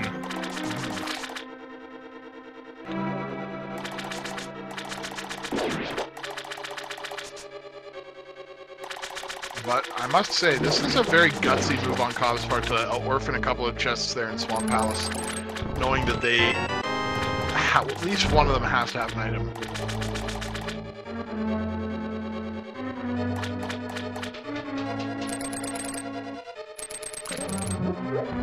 We'll have to ask if we get COB in here for an interview. You wonder maybe he just thinks it's a ped seed at this point? Yeah, it's possible. Like, he maybe just having a gut feeling and thinking this is it. Or it's possible as well that he feels like he's very behind and thinks that, okay, I have to make this play because it's not what my opponent will have done and it's an opportunity to get ahead.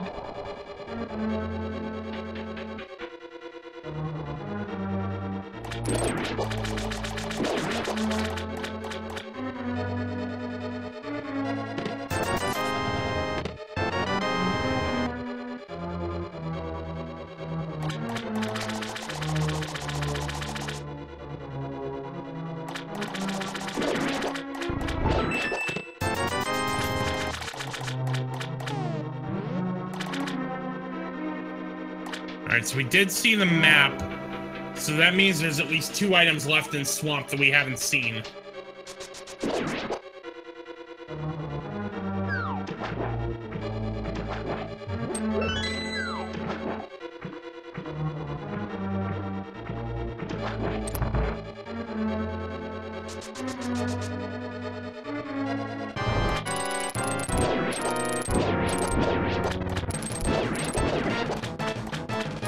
Well, I know that there's no reason why this might be. I must say that I've seen an awful lot of runners do the left side skip, and I've very rarely seen it pay off. It should pay off as often as it doesn't, but I must say that has been just my experience this tournament.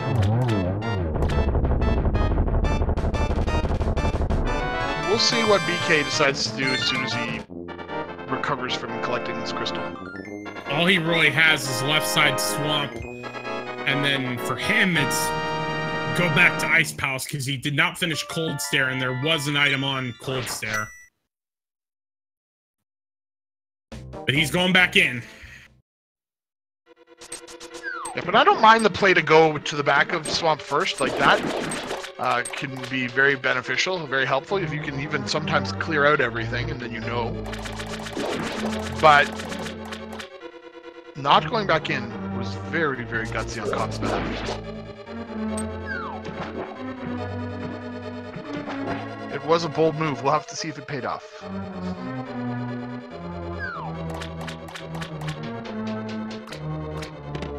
We got Riot Shield to start.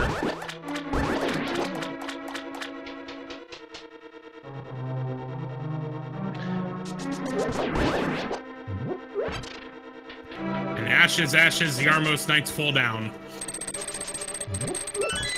Now, Riot Shield really makes me feel a little uncomfortable because it puts Turtle Rock in logic. The laser bridge without Kane or Cape. Now, both of the runners have done laser bridge, though, so they know nothing is there. Right, but it just kind of makes me wonder where might you find the Cape at this point.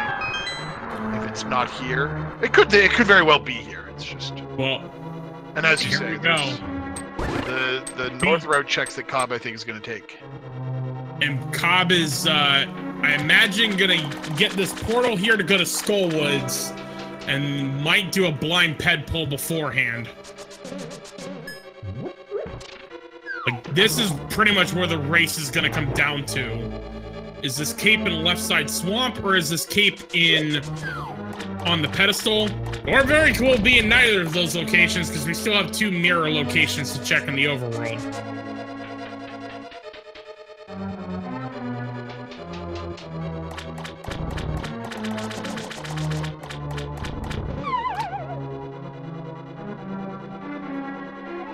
right. Chest number 1. Compass. Number 2. BK sets up at the mirror. 50 bucks. All right.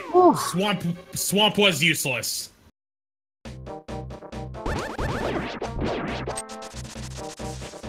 So my speculation that I haven't seen it pay off, now I have.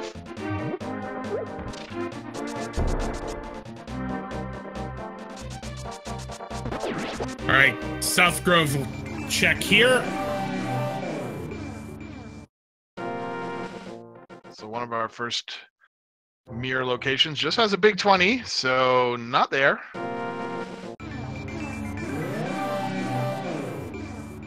And I'm not gonna lie, I'm almost itching for it to be on on Mimic Cave after a blind pedestal pull.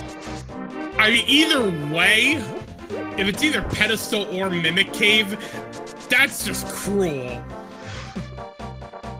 Well, I think at this point, Mimic Cave is more cruel, since the seeds did kind of push them through the pendant dungeons. I mean, getting early bow really did say, hey, why don't you go to Eastern Palace? Well, we're about to find out, because these are the last 2 checks. If it's in neither of these 2 locations, that cape is in the Mimic Cave. What? Wait, Cobb, you can mirror. Oh, he changed his mind. I was very worried. All right. We're gonna see it at the same time. Graveyard Ledge, pedestal, or mirror, or Mimic Cave. Oh. It's not graveyard. Is it the pedestal? Incredibly tense moment. 50 rupees Mimic. It is oh the Mimic no! Cave. Oh no!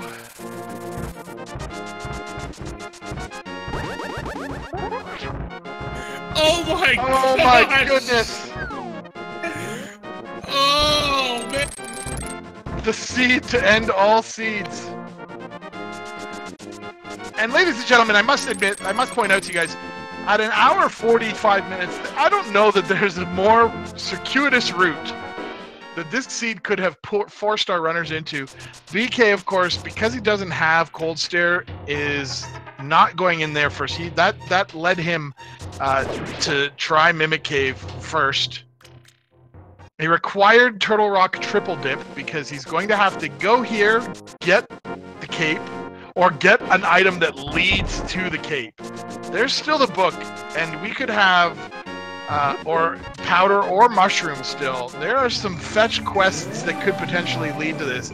Cobb now confirms that Bumper Cave is the ice rod, so he knows that that's what he's looking for. He's not going to find it here in Graveyard Ledge. Alright, so let's review for those that may have just joined us. Ether Medallion was in the first chest in Turtle Rock. The flute was in Pendant Ice Palace. You go to Misery Mire, the mirror is in Misery Mire, and we have now just confirmed that the cape, or what leads to the cape, is in Mimic Cave. That is why this is a required triple dip of Turtle Rock. Yeah, having to go into Turtle Rock to get Ether Medallion, then come back once you've found the mirror, only to have to leave again. Just outrageous. And Cobb hasn't done Catfish. Yeah, and you know, these little one-offs are gonna haunt runners at this point. Like, an hour and 45 minutes in, this seed is going to have required them to run all over Hyrule. And they're still going to make what I would say is a very exceptional time on a very seed. So let's see, is the game going to be sort of nice? Or even more awful with it being book? Or another fetch quest, mushroom into powder into book. Oh, there it is. So, at least it pulled the punches at the end. Because remember, there has to be some goodies in Ganon's tower. There's a lot of chests in there, and they need some things. Speaking of things, there's things we like to do when we get to Ganon's tower. We're not going to do that game yet, so don't do it what you're supposed to do yet. I'm just saying this because if you'd like to participate in this game, you either need to be subscribed to one of our 5 speed gaming channels, or you need to have donated 250 bits to one of these speed gaming channels. And once we get to Trinex, that is when we will do the thing that I'm telling you that we're not doing yet.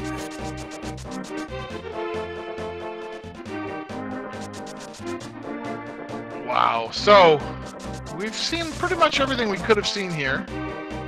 We had a blind pedestal pull. We had double dips into certain dungeons. We had pendants left on the floor of others. All to net us all culminating into a triple dip of Turtle Rock. And yet, with all of this madness, BK,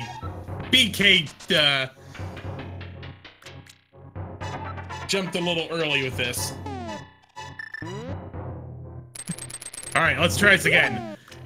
Even with all that you just mentioned, Crowzone, at 1 hour, 47 minutes, and 10 seconds, bytesizedBK has now officially entered Go mode. Yeah, and he's going to get to Go mode exactly 0 dungeons. Very frustrating.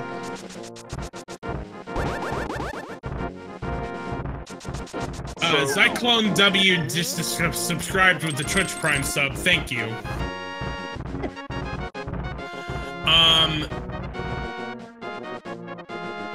And what adds insult to injury, I think, in a situation like this,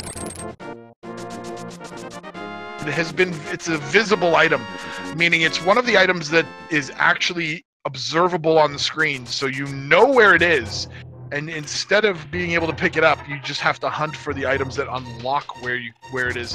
It just feels worse for some reason. It's brutal.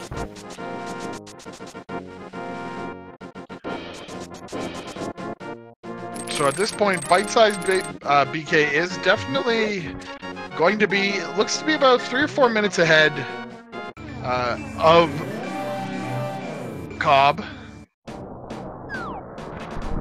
But with Ganon's Tower such as it is, anything is possible. Yeah, one too many Ganon hugs, one too many falls off of Ganon. This race is not over yet.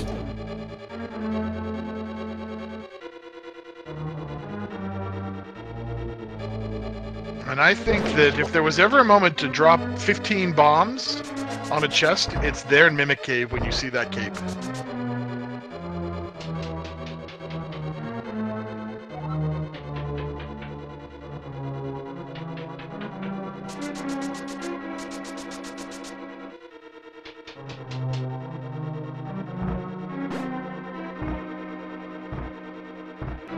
So at this point, COB has checked Bumper Cave, so he does know. Yep.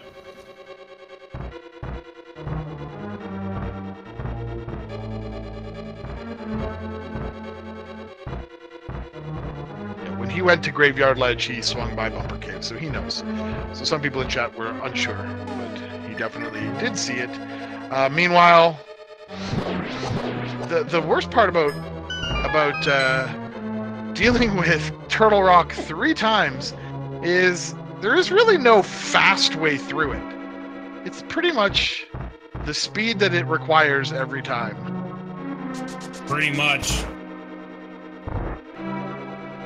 You know, you can skip a few mechanics, like here in this roller room, you don't have to deal with pushing the buttons to activate a chest, but you spend a lot of time on these platforms, pushing buttons.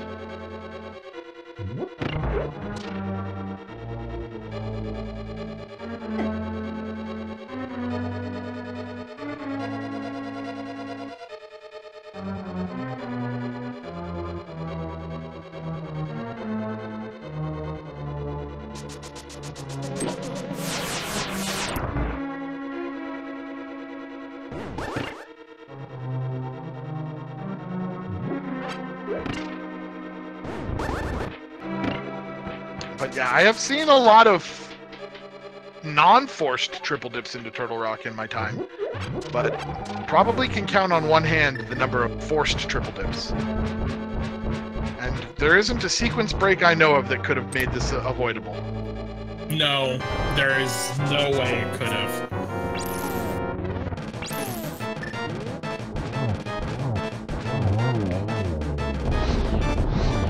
Now, Buttersword makes it incredibly easy to deal with these heads. bytesizedBK gets almost a 0 cycle on Trinex.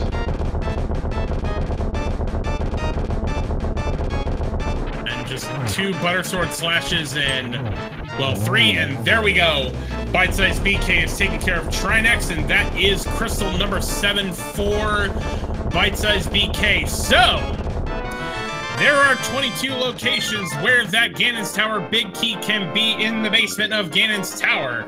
If you would like to play in our game, you just have to guess between 1 and 22. Again, either being subscribed to one of our speed gaming channels or donating 250 bits. Crew Zone 80, what is your guess?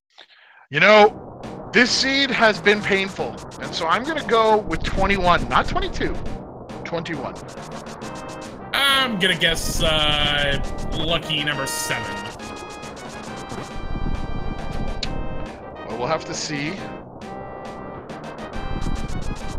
You know, 22. You know, one of these runners could just say, you know what, I'm gonna do tile room first anyway, and I don't think the seed is gonna go with that. So a few more seconds. Get your guesses in. Guesses are officially closed at this point. bytesizedBK is going to start right side. Number 1 is a small key. Number 2, 20 bucks. BK finding a small key is going to continue to go right side. Not gonna do tile room.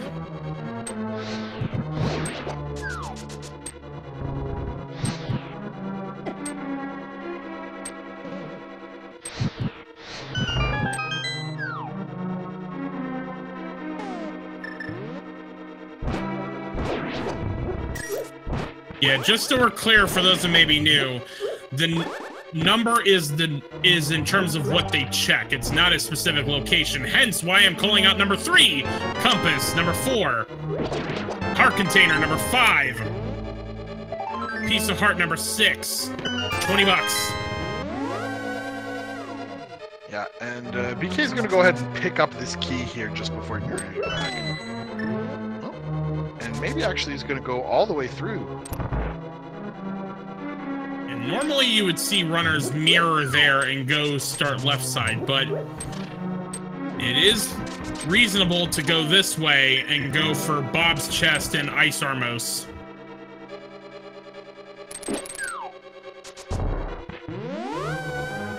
Meanwhile, COB is about to get his quick kill on Trinex.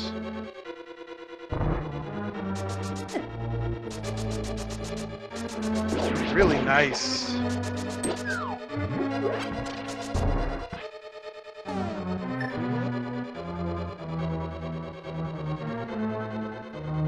All right, Bob's chest, number 6.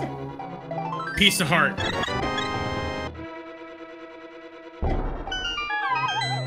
Bob stealing quite a bit of magic there for bite-sized. Magic doesn't do anything with silver arrows, and those mow down Armos Knights just like before.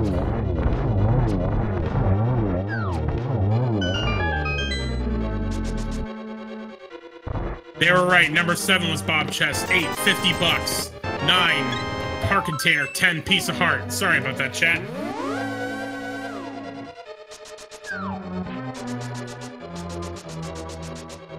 All right, torch number 9, or number 11, small key.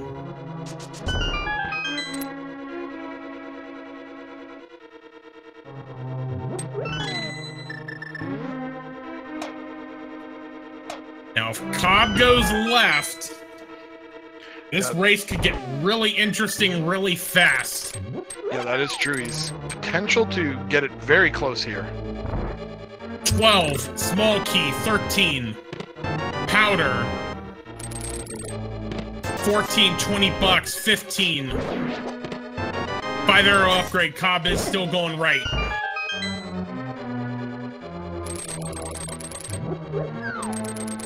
Oh, and he's gonna go full right.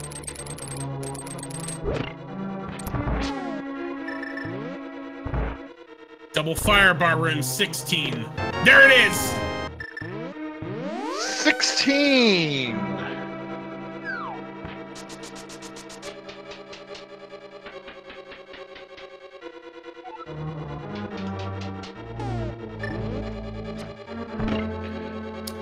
So the closest sub or supporter was 15 of Okutam. He guessed 15, so congratulations.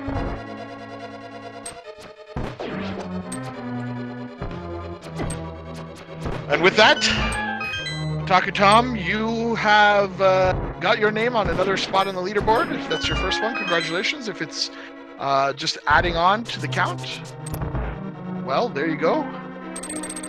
Forever will you be emblazoned in there on that list until such time as we decide to erase them.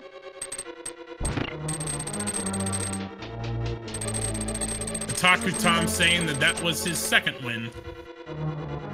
Oh no, COB, don't do tile room. No, no, no. Oh, he's just hoping.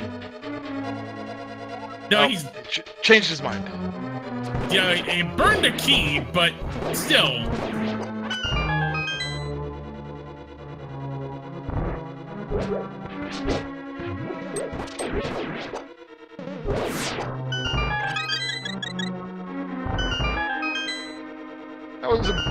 He was thinking, you know, at that point, sometimes you just gotta try something crazy, but for whatever reason, his mind got the better of him. He returned to the left side path, which is the correct path at this point.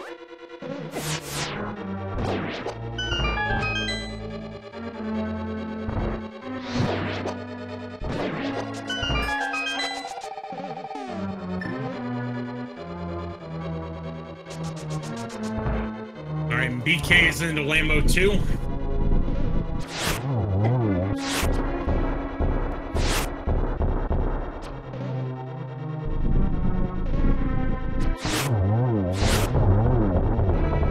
There we go.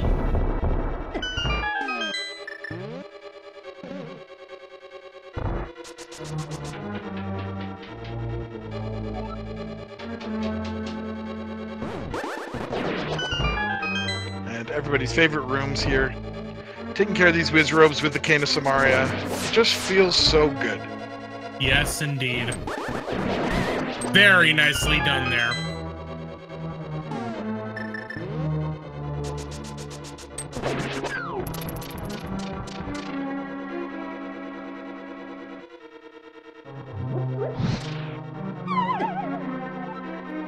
Ooh, BK may lose a little bit of time if that torch goes out before he gets to the door. Gets in no problem. Very close though. And he makes sure to wait before the door closes, because for those that don't know, if you go up the ladder as the door is closing, you can despawn all the enemies and you have to start from the beginning.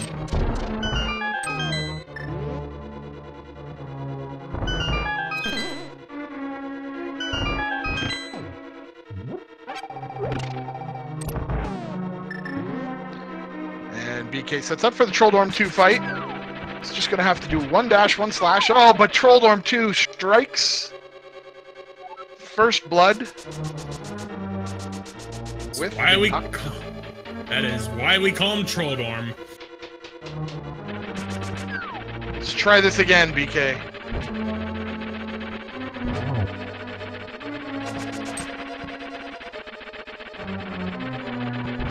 There you go.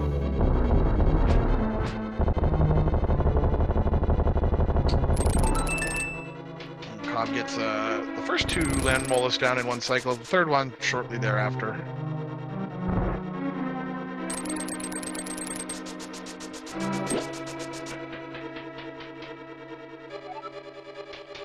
As BK now makes his way to the Aga 2 balcony.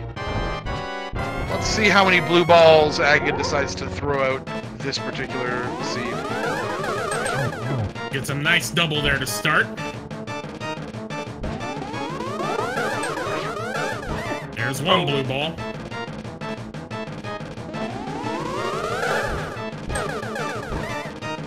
Two. And another.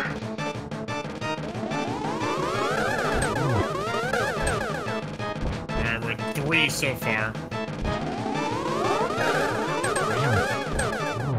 4 and 5. This should do it. There we go!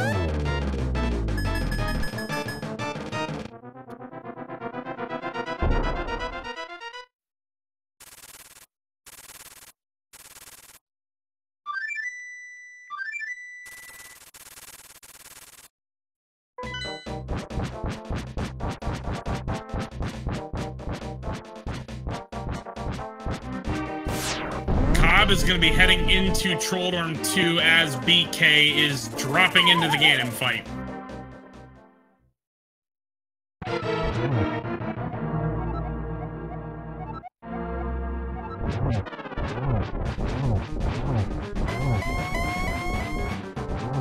Yeah, and with Butter Sword, this is a very nice fight to deal with. You only need to have 6 regular swings per phase in phase 1 and 2. So they go by fairly quickly. You can just run off here to avoid the fire bats.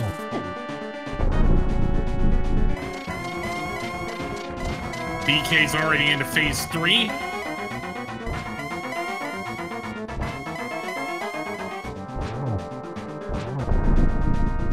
Oh, a triple on Cobb's side in that first fight. Very nicely done.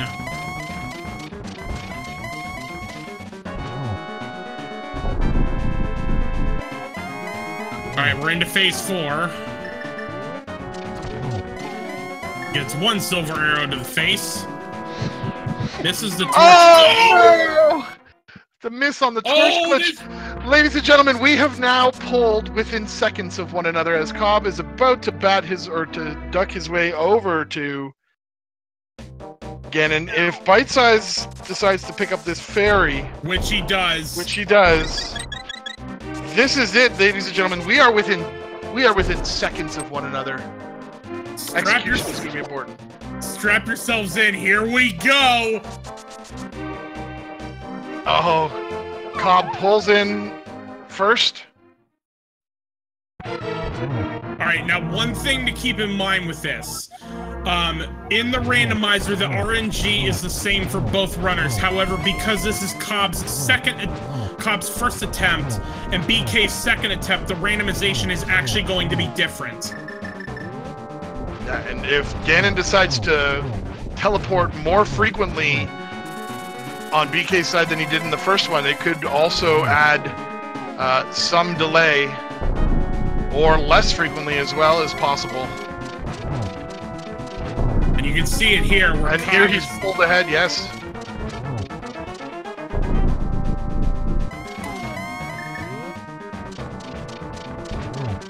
Oh my goodness, the random gods have helped out.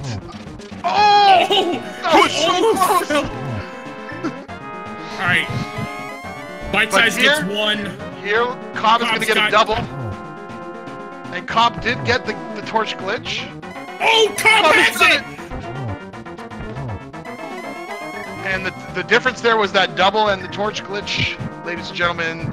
As long as Cobb can successfully walk across a 3-wide bridge for 1 tile, he is going to complete this race. Wow. With an official speed racing TV time, of 2 hours, 5 minutes, and 9 seconds. bytesizedBK right on his heels. And scene. Wow. BK, unfortunately for him, finishing with an official Speed Racing TV time of 2 hours, 5 minutes, and 25 seconds. That is about as close as it comes, ladies and gentlemen. We had a very, very, very interesting ending there. We'll see if we can get our runners into the chat with us for a post-game interview. But let's throw GGs all up in chat right now in order to kind of give them the respect that they deserve. That was a hard seed. I would imagine that that they need a little bit of a breather after 2 hours and 5 minutes of some intense racing. Cobb said he's got to stand up for Sec. When we tell him, well, what happened there, well, he's gonna want to. Absolutely, and just an outrageously close race.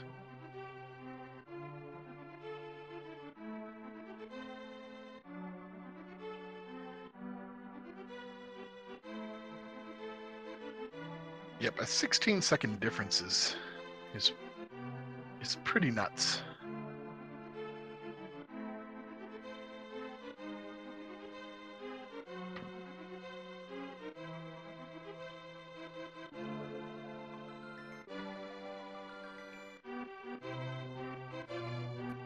What a seed.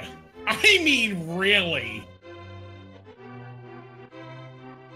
Yeah, I can definitely see how the runners probably need to stand up, stretch their legs after playing this type of a matchup, and for it to turn out so close. It just tells you just how direct this seed was. And well, it never really at any point, as far as I was concerned while watching it, felt like it was that open. It seemed quite linear. It was basically pulling them by the nose from place to place, despite their best efforts to find a shortcut. Just wasn't meant to be. And so as a result, that's why we see them so close at the end here. I mean, this is version 29 in a nutshell. Where just like these items are items just in such random locations, in such off places. Just this is version 29 in a nutshell. Absolutely, and we are joined right now by bytesizedBK in the channel. First of all, what a challenging seed to plow your way through there, and a crushing situation at the end with that fall in Gennett's Tower. How are you feeling about the seed in general at this point? The seed was kind of okay. Like, we got jerked around for a while with what was it, Flute in Ice Palace, to Mirror in Mire, to obviously Cape in Mimic Cave. Yeah, and on top of that, but other than that, it's like I think it was mostly okay. But that's like the whole seed. So one more level on top of that was the Ether Medallion for Misery Mire was the first thing in Turtle Rock, so that was a logically and unavoidable triple dip. Yeah, I was really worried when I went into Turtle Rock the first time and came up with nothing but Ether, and my one hope was that the Ether Medallion was for Mire, and it worked out that way. And then I had gambled. I think was there an item on Cold Stare? No. There was, but it wasn't anything of importance. Yeah, because I had gambled. I was pretty sure I had counted right, and there was one on Cold Stare, and there was one more in Mire after the mirror, but I had left after both. So what's interesting about that, Cobb, Lalala joining us in chat, GG to you. Holy crap on a cracker, excuse my language. So the thing about you skipping an item in Ice Palace BK, Cobb skipped left side swamp, and for both of you it turned out that the item that you needed, which was the cape, was in neither of those locations. Yeah, I had almost skipped left side swamp because I figured if it was in left side swamp I would have already lost. But then because I was thinking that for a long time, depending on where the mirror was, and then I figured I had to do it either way, just at the off chance they had skipped it. Yeah, basically, set aside the craziness that the seed had wrought on you guys. Where this race basically came down to was trying to find the cape to lead to the ice rod. And it got to the point where COB basically gambled it was on the pedestal. BK, you basically were checking every location that we could find. And actually, if you go back and watch the VOD, like, as COB is pulling the pedestal, BK, you're checking Graveyard Ledge and not seeing the cape on either of those locations immediately told us Mimic Cave had the cape. I hadn't, I actually didn't know it was the cape at that point. I hadn't seen the ledge yet. But no, I figured with some of the things that I had done, like an hour in, I said, I'm just staying away from Eastern, because if it's in Eastern, I've already lost. In an hour and a half, I'm like, you know what? I'm playing this as the pedestal, because if it's not the pedestal, you know, I've gone into too many pendant dungeons, and I don't know. It was just, that was crazy. Now, there was a moment, Cobb, where you're in Ganon's tower. I totally thought about it. You entered. Now, here's the real thing. BK had just finished the complete right side when you entered Ganon's tower. So it was a kind of one of those moments where it was possible for you guys to pull neck and neck again. You did right side, and then you kind of thought about going to tile room. I thought so hard about it, and the entire time after I decided not to, until I found the big key, I was like, I should have done it. I should have done it. I should have had the stones.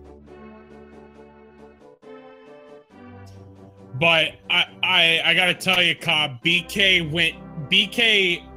went to Mimic Cave first, and so he did have a bit of a lead on you, but unfortunately BK had a Ganon fall, and you got into Ganon before BK could get back in. And just, man, that was a close finish. Yeah, in fact, when you rewatch the VOD, you'll see that the differences in the Phase 3 pattern actually gave BK a little bit of an advantage. He had a lot less teleports, and then didn't get the torch glitch, and you got that early double, which let you pull ahead, Cobb. So... That's crazy. It sucks that a Ganon fall decides it, but yeah, I'm just glad to be done with that seed. I would not blame you, but it was certainly a very fascinating seed to watch unfold. And bytesizedBK and COB Lalala, props to both of you for putting on quite the show tonight. Thanks, and thanks for racing me, BK. Thanks to our commentators, and Deuce for doing the tracking, and Cyclone for restreaming.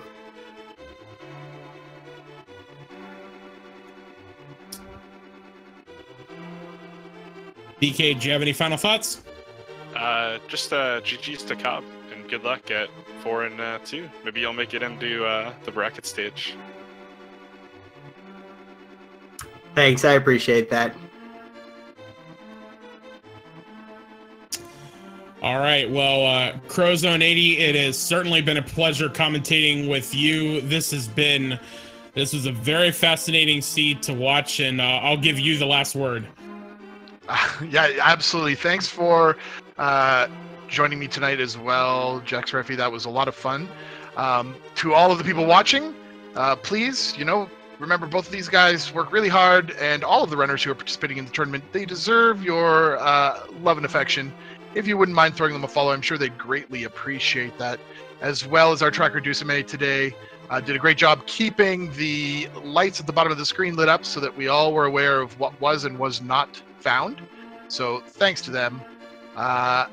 There are a couple of matches in progress that you might find currently if you're interested in looking at some more randomizer today over on Speed Gaming 4, and as well as ALTTPR ALTTP randomizer as well has a matchup taking place right now. So if that is something that's interesting to you guys, please be sure to check those out. We've got plenty of races tomorrow as well, and Saturday, a few on Sunday, and then round 7 starts where we'll see a lot of action. So keep with us. We greatly appreciate you all coming out and watching. It's what makes it fun to both commentate and participate in a tournament such as this. So thanks again, and we look forward to seeing you in the future. Have a great evening.